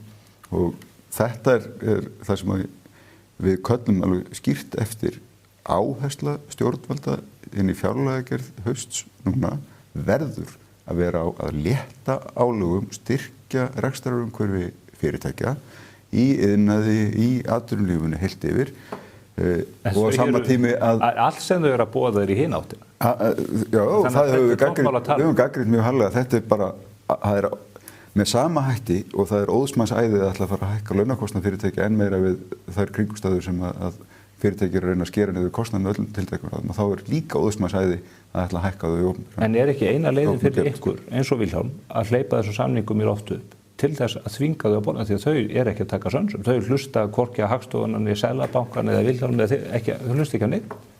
Við erum bara réttri leið? Við erum einfallega kallað eftir því að við þurfum að ná okkur samhljóm hér hvernig við ætlum að vinna okkur út úr þeirri stöðu sem við erum í, hvernig ætlum við að styrkja samkeppnisstöðuna okkur á nýjan leik, hvernig ætlum við að ná hér, að því að Vilhjálmur nefndi, hárri verðbólgu fylgir hár fjármagnskostnaður og það er alveg rétt, það er eitt stærsta vandamál íslenska atvinnulífs í dag, er hár fjármagnskostnaður. En þið munið ekki geta gengið frá endurskoðun þessara kjarasamninga að öll óbreytt, þið verða að fá eitthvað að borðið frá stjórnvöldum. Það er alveg klárt mál að bæði hefur forysta verkalýðshreyfingarinnar kallað eftir aðgerðum af hálfu stjórnvalda en atvinnuvegir er ekkert síður að kalla eftir því. Við verðum að sjá hér trúverðugt plan og við þurfum að taka höndum saman og það að smíða það plan. Hvernig ætlum við að vinna okkur út úr þessari stöðu sem við erum í? Og það er líka stjórnvöld lykilhlutur. Að því við ræddum, við töluðum kaupmáttaraukninguna sem er frábær árangur eins og Vilhjálmur myndir á. Við erum með 2,5% kaupmáttaraukningu að meðaltali núna undanfarin 10 ár pluss. Við erum auðvitað að rísa upp úr einu mesta kaupmáttarfalli sem við höfum sögulega orðið fyrir í hruni á þessum tíma. En það er að verða til frábærar atvinnugreinar. Ég nefndi hugverkaiðnaðinn áðan sem er að verða bara einn okkar helsta útflutningsstöð. Ferðaþjónustan auðvitað vel þekkt dæmi. Margt spennandi og tækifæri. Margt spennandi sem hefur verið að gera og þetta er auðvitað, atvinnulífið hefur verið alveg ótrúlega þrautsegt hér í að auka verðmætasköpunina á undanförnum áratugum. Rís okkar upp úr hrunu er eitthvað sem ég held að engan hefði órað fyrir. Ef við hefum reynt að horta hér horta á spilin 2010, 11, 12, hvar við værum stödd hér 10-15 árum síðar. Það hefði ekki tekist ef við verið innan Evrópusambandsins og með Evró þá? Geyma Evrópuumræðuna hér en það sem er alveg skýrt. Ég segi vel að það er eitthvað í vatninu okkur hvað þetta var. Við erum frumkvöðlar í eðli okkar, við erum ótrúlega snögg að bregðast við þegar aðstæður breytast, við erum útsjónarsöm. Auðvitað höfum við líka verið gagnrýnd fyrir að vera agalög stundum og gert mikið grín að samlíkingunum við Víking á sínu tíma og allt þetta, en það verður ekkert framhjá því horft. Íslenskt atvinnulíf hefur verið stórkostlega útsjónarsamt og atvinnustig hátt. Fylgir sér á atvinnustig hátt, skapa mikla verðmætasköpun, en þetta er ekkert sjálfgefið.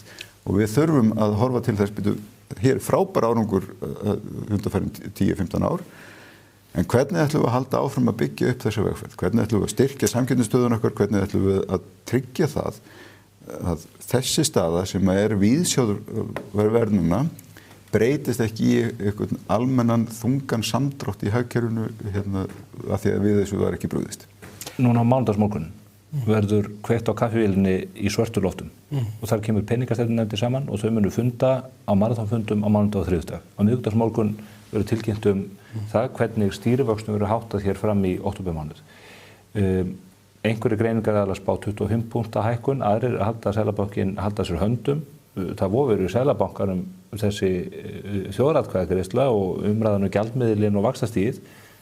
Hvernig spáið þið því að Seðlabankinn tækja þessu núna í næstu viku? Ég held að vera algjört óráð hjá Seðlabankanum núna í aðdraganda bæði þess að hér er að verða forsendubrestu kjarasamninga, að koma hér með 0,25 punkta hækkun, þá værum við konum í stýrivextinu upp í 8%. Þá værum við ekki nema 1,25% frá því þegar við lögðum upp í þessa ferð. Þetta er algjörlega galið og það virðist vera bara, eins og kemur fram líka hjá mörgum greiningaraðilum, til dæmis gjaldmiðlaskýrslunni, að stýritæki Seðlabankans er bara ekki að virka sem skyldi. Og af hverju skyldi það ekki vera að virka sem skyldi? Einfaldlega vegna útbreiddar notkun verðtryggingar á Íslandi. Þetta kemur fram meðal annars hjá Alþjóðagjaldeyrissjóðnum, þetta kemur í gjaldmiðlaskýrslunni og þetta kemur víða.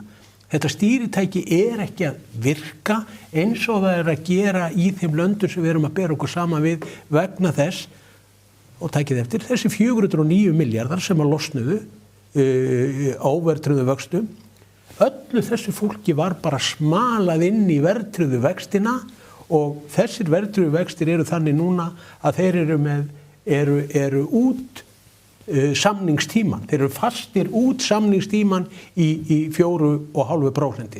Þannig eru ný lán sem þú ert að taka. Einn af varaseðlabankastjórunum hefur nú skrifað merkjaða rannsóknarritgerð það að vaxtastigið miðlist alveg vel í gegnum verðtryggða hlutina eins og óverðtryggða. Það er bara algjörlega fráleitt og meira segja berðum ekki saman Ásgeiri og þú vartu væntanlega þá að vitna í Þórarinn. Þórarinn Ingi Pétursson. Já, þeim ber ekki eins og saman þetta. Þú var sammála Ásgeiri? Algjörlega sammála Ásgeiri, þetta bara blasir við. Við þurfum að afnema hér verðtryggingu því að til að ná niður hér vaxtastigi þá þurfum við að afnema hér verðtryggingu og við getum gert hana.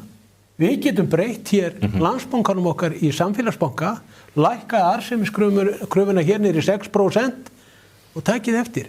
Getur verið að stjórnmálamenn hafi engan áhuga á því að taka aðeins á fjármálakerfinu einfallega vegna þess að frá árinu 2013 hefur ríkissjóður fengið 250 milljarða í arðgreiðslur frá Landsbankanum. Takið eftir frá 2013 250 milljarða. Ríkisskulda líka verðtryggt. Við getum lækkað vextina, afnema verðtrygginguna og gerum hér samfélagsbanka og Landsbankanum og þá getum við kannski lækkað vaxtastig hér 1,5–2%. Þorsteinn, hvað heldur þú að peningastefnunefndin gera á miðvikudaginn? Hvernig horfir þetta, ef þú sætir við þetta borð?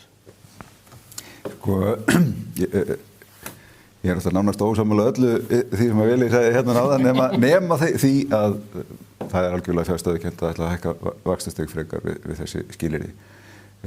Það er alveg augljóst að peningastefnan er byrjuð að bíta. Hún er að bíta með víða og við sjáum að við erum enn að glíma við verðbólgu, það er alveg rétt. Væri rátt að skrúa það enn frekar upp? Já, við sjáum bara alveg skýr merki þess að vaxtastigið er farið að þrengja verulega að í atvinnulífi og hjá heimilum. Það er að draga úr þá eftirspurnaþrýstingi í hagkerfinu hjá okkur.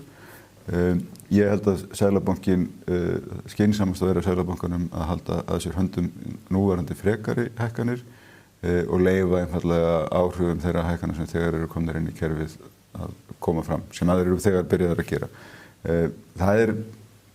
Það er bara ekkert langt í það held ég að það þurfa að fara að beita hér örvandi tækjum á hagkerfið hjá okkur. Þetta snýr gjarnan mjög hratt hjá okkur þegar það snýr. Og bara viðvörunarljósin eru logandi hér út allt í augnablikinu. Ég held að það væri að hella olíu á þann eld að hækka vaxtastigið enn frekar. Ég get tekið undir þetta hjá honum, Þorsteini, og ég er algjörlega líka á þeim stað að skapa íslensku fyrirtækjum góð rekstrarskilyrði. Eins og ég sagði áðan hann að þau geti greitt fólkinu góða laun og fjölga störfum og þegar ég var að keyra hingað í þennan þátt þá sá ég hvalveiðiskip sigla hér inn fjörðin vonandi með 2 langreyðar. Þar eru 200 manns að vinna en núna er fyrirhugað að það er að leggja fram einhvert frumvarp í haust þar sem að hugsanlega banna þessa starfsemi.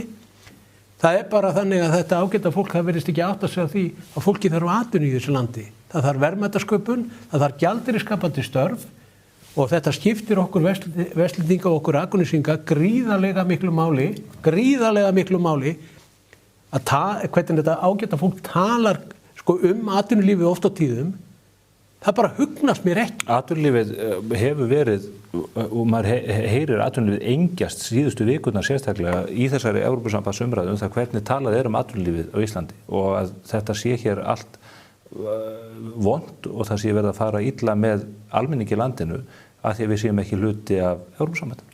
Þær tala bara mjög skýrt í þá Hanna Katrín, Þorgerður Katrín, Kristrún Frostadóttir, þær hafa gert það bæði hér heim og erlendis. Óháð Evrópuumræðinni, já, ég heyri bara mjög víða úr atvinnulífinu mikla óánægju með það hvernig talað er til atvinnulífsins hvað þetta varðar. En er þetta ekki verkfæri í Evrópuumræðinni? Er það ekki augljóst?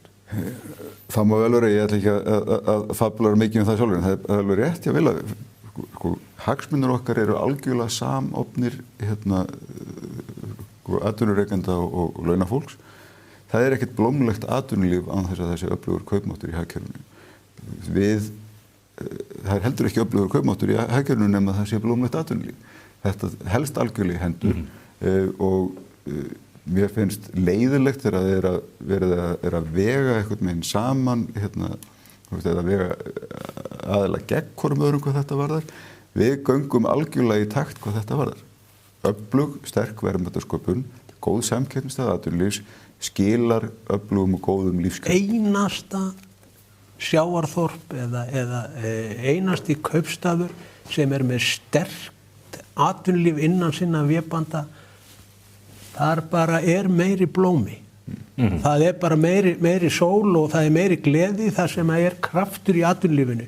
Atvinnulífi jafnvel að taka þátt í félagslegri uppbyggingu, íþróttastarfs og svo framvegis. Þannig að atvinnulífið skiptir öllu máli. Aukin verðmætasköpun það þannig sem við náum að vinna okkur út úr þeim vanda sem við erum í á hverjum tíma fyrir sig. Ég vil heldur ekkert einskorða þessa umræðu einvörðungu við núverandi ríkisstjórn, þó að við vissulega finnst mér neikvæðari tón núna í garð atvinnulífsins. Það hefur hins vegar bara því miður verið samhangandi síðastliðin áratugu eða svo. Ég finn líka. Það búið að vera gríðalegur vöxtur í ríkisútgjöldunum, það búið að vera gríðalega ásókn í aukna skattheimtu á atvinnulífið hjá okkur. Hér verið að boða afnám endurgreiðslu virðisauka af vinnu- og byggingarstað sem til þess að reyna að jafna stöðu byggingariðnaðarins að því hann stendur utan virðisaukakerfisins. Þau verðist ekki átt að segja því að það ekki verið að byggja neitt að færðukortið eitthvað. Það sem við þekkjum fyrir það fyrsta fyrir ekki bara svo við hafa kláravili, við höfum margótt farið í gegnum svo sveiflur áður. Þegar þetta hefur verið lækkað þá aukum við því miður svarta atvinnustarfsemi í hagkerfinu hjá okkur. Þetta sterkasti hvati ríkissjóðs til þess að halda tekjunum upp á yfirborðinu, að endurgreiða virðisaukaskattinn af vinnu- og byggingarstað og þetta verðist stjórnvöld seint alltaf að læra. Það var síðasta ríkisstjórn sem hóf þessa vegferð og þessi ríkisstjórn verðist alltaf þá að ljúka með því að afnema þetta fullu. Þetta algjörlega galið með við núverandi stöðugreina. Tek undir það. Ég vil líka segja ég heyri að atvinnulífið líka að kvarta undan þessa ríkisstjórn. Það að kvarta og hvernig talað til hennar. Ég ætla líka að segja það bara gagnvart verkalýðshreyfingunni. Ég búin að vera í þessu 22 ár. Ég hef aldrei fundið þennan tón áður. Ef þið skoðið ræður Kristrúnar Frostadóttur og hvernig þau hafa talað, að þá eru þau búin að segja að liðka til fyrir kjarasamningum með ófjármögnum aðgerðapökkum eins og gert hefur verið í gegnum tíðina, heyri bara sögunni til. Við munum ekki gera þetta áður. Þetta eru skilaboð sem að ég hefði ekki átt von á að fá að heyra frá ríkisstjórn sem kennir sig við félagshyggju, réttlæti og jöfnuð og þykist í góðu sambandi við íslenska verkalýðshreyfingu. Hún er það ekki. Er það ekki góða samskipti við ykkur? Nei, það getur vel verið að Kristrún sé að tala við ykkur flossískinni sín innan verkalýðshreyfingarna, ég veit það ekki, en við erum ekki verið miklu samskipti við þau. Einhverjir hópar hafa verið, en það hefur ekkert komið út úr þessu. Ég vil bara segja, þegar ég verið að tala um ófjármagnaða aðgerðapakka, hvað hefur verkalýðshreyfingin verið að gera? Vitið í hverju þessar ófjármögnuðu aðgerðapakkar eru fólknir? Það hefur verið að lagfæra barnabætur sem hafa kannski ekki haldið verðgildi síni í 4, 5, 6 ár eða eins og í síðustu samningum þar sem að verðgildi ábyrgðasjóðs launa, krafna þar inni, hafi ekki hækkað frá árinu 2017. Við erum að lagfæra þessa tölur upp á við sem að stjórnvöld hafa hunsað að láta fylgja annarkvort verðlagi eða launaþróun og svo sagt að þetta ófjármagnaðar aðgerðir.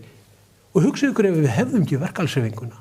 Hvernig þessi félagslegu kerfi myndu öll grotna niður hægt og bítandi. Við þurfum að ræða þetta betur þegar að ríkisstjórnin sýnir á spilin sem að verður nú sennilega ekki fyrir eftir 29. ágúst eru upptekið við það. Fyrir nokkrum árum, nokkrum misserum þá lýstið þú yfir áhuga því að skoða möguleikan á að taka upp evru.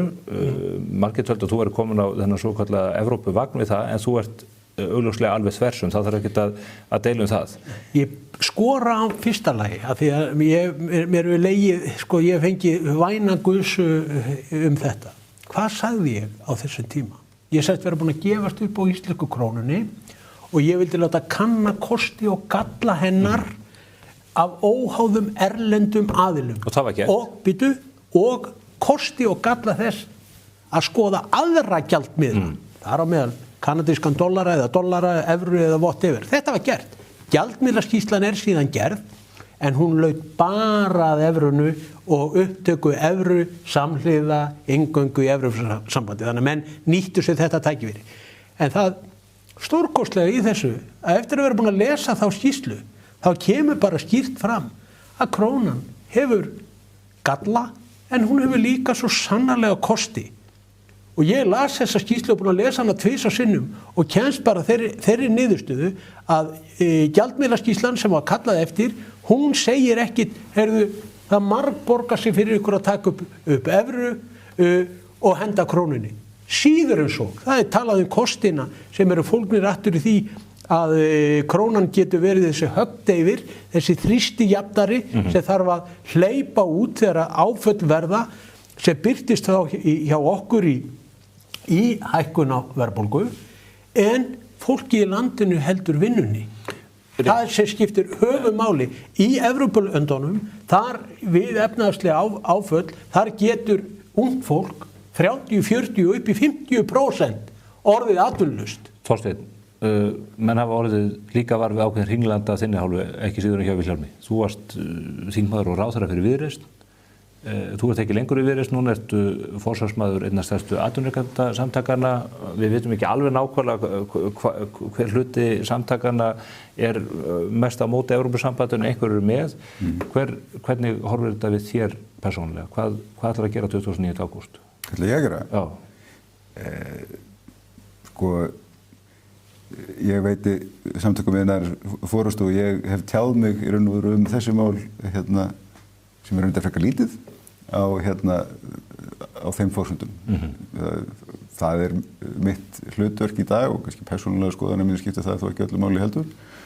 Það er alveg ljóst hefur komið fram það er stærri hluti atvinnulífsins andjúgur aðild heldur en með, en það er samt mjög skiptar skoðanir. Ég held að hjá okkur í samtökum iðnaðarins þetta held ég svona 60% á móti, 40% með. Við tókum strax þá ákvörðun þegar að þessi þjóðaratkvæðagreiðsla var sett á dagskrá að við ætlum ekki að beita okkur inn í þá umræðu. Við erum með hér félagsmenn sem eru eindreiði með aðild, við erum með félagsmenn sem eru algjörlega á móti aðild. Við sameinum enga hagsmuni í þessari umræðu. Þið hafið óttast að kljúfa samtökin svona eins og þjóðarinnar að kloppa í hendur? Við teljum bara eðlilegt að við sögum bara þetta er þjóðaratkvæðagreiðsla, það er þjóðarinnar að ákveða það hvert hún vil fara. Það verður þá annar að leiða þá umræðu sem er bara verið að gera ágætlega af bæði hálfu já og nei sinna. Við svolítið gagnrýnt ýmislegt sem kemur fram beggja vegna, við oft fara út í öfgan og allt það. En það er líka bara mjög mikil og góð umræða sem er að eiga sér stað og þetta er bara þjóðarinnar að ákveða hvert hún vil fara og við hefum bara sagt sem samtök tökum við þá ekki við keflinur fyrir en ef ákveðið er að fara inn í aðildarviðræður þá þurfum við að gæta hagsmuni okkar félagsmanna í slíkum viðræðum. Bara hvers þarf að gæta, hvað þarf að varast og svo framvegis. En við höfum ekki skoðun inn í atkvæðagreiðsluna, þetta er bara hvers fyrir sig að greiða atkvæði það. En hefur þér snúist hugur? Sko ég held að fólk getur nálega lesið í minn pólitíska bakgrunn og sagt ég var og er mikill áhugamaður að skoða kosti og galla erlends gjaldmiðil sem raunhæfasta niðurstaðan hefur verið talin vera evra. Því að menn hafa margoft skoðað raunhæfur kostur að taka hér upp einhliða gjaldmiðil. Ef ég segi persónulega, þetta er umræða gagnvart Evrópusambandi sem ég held að fyrst og fremst snúist sjávarútveg, landbúnað og mynt. Öðru leyti erum við að stærstum hluta inn í sambandinu. Ég er mjög flinkur í að lesa á milli línanna.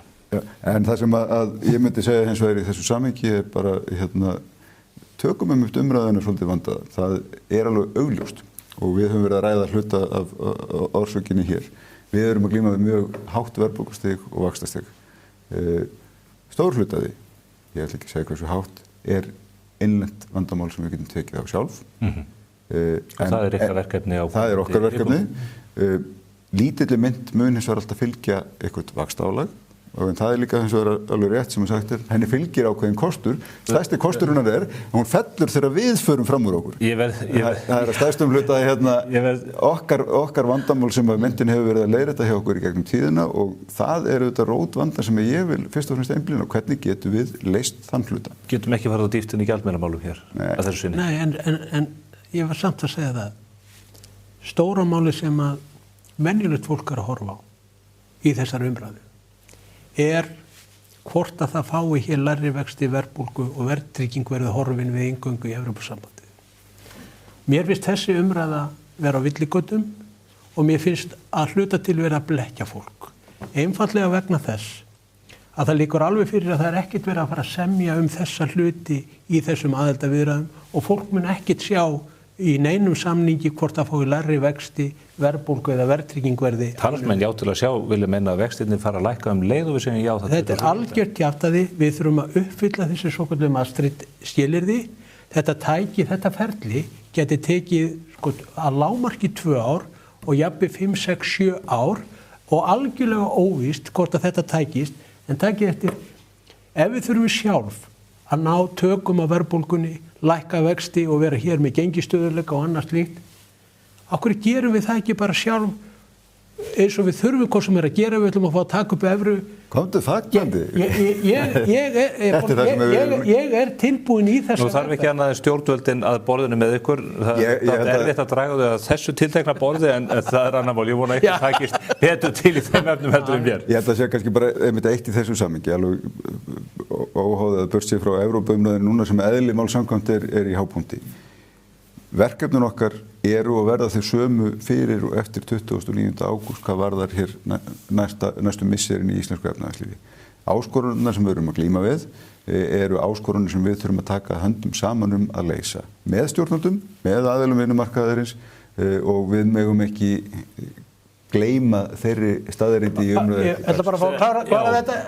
Ég fer bara heim á meðan. Hugsa þér hvað gerist ef að jái verður við með þessi vandamál sem að blasa fyrir framan okkur, þar sem allar stofnanir samfélagsins verða undir lagðar í þessu og enginn er að pæla í vandamálinu sem við erum með beint fyrir framan okkur. En það er alveg skýr ábyrgð stjórnvalda að við verðum að hafa getu og svigrúm hér eftir 29. ágúst til þess að takast á það bara verðum við að gera. Þetta kemur í ljós þann 29. ágúst að 2 viku liðum. Þorsteinn Víglundsson og Vilhjálmur Birgisson, þakka kærlega fyrir þetta upplýsandi og góða spjall.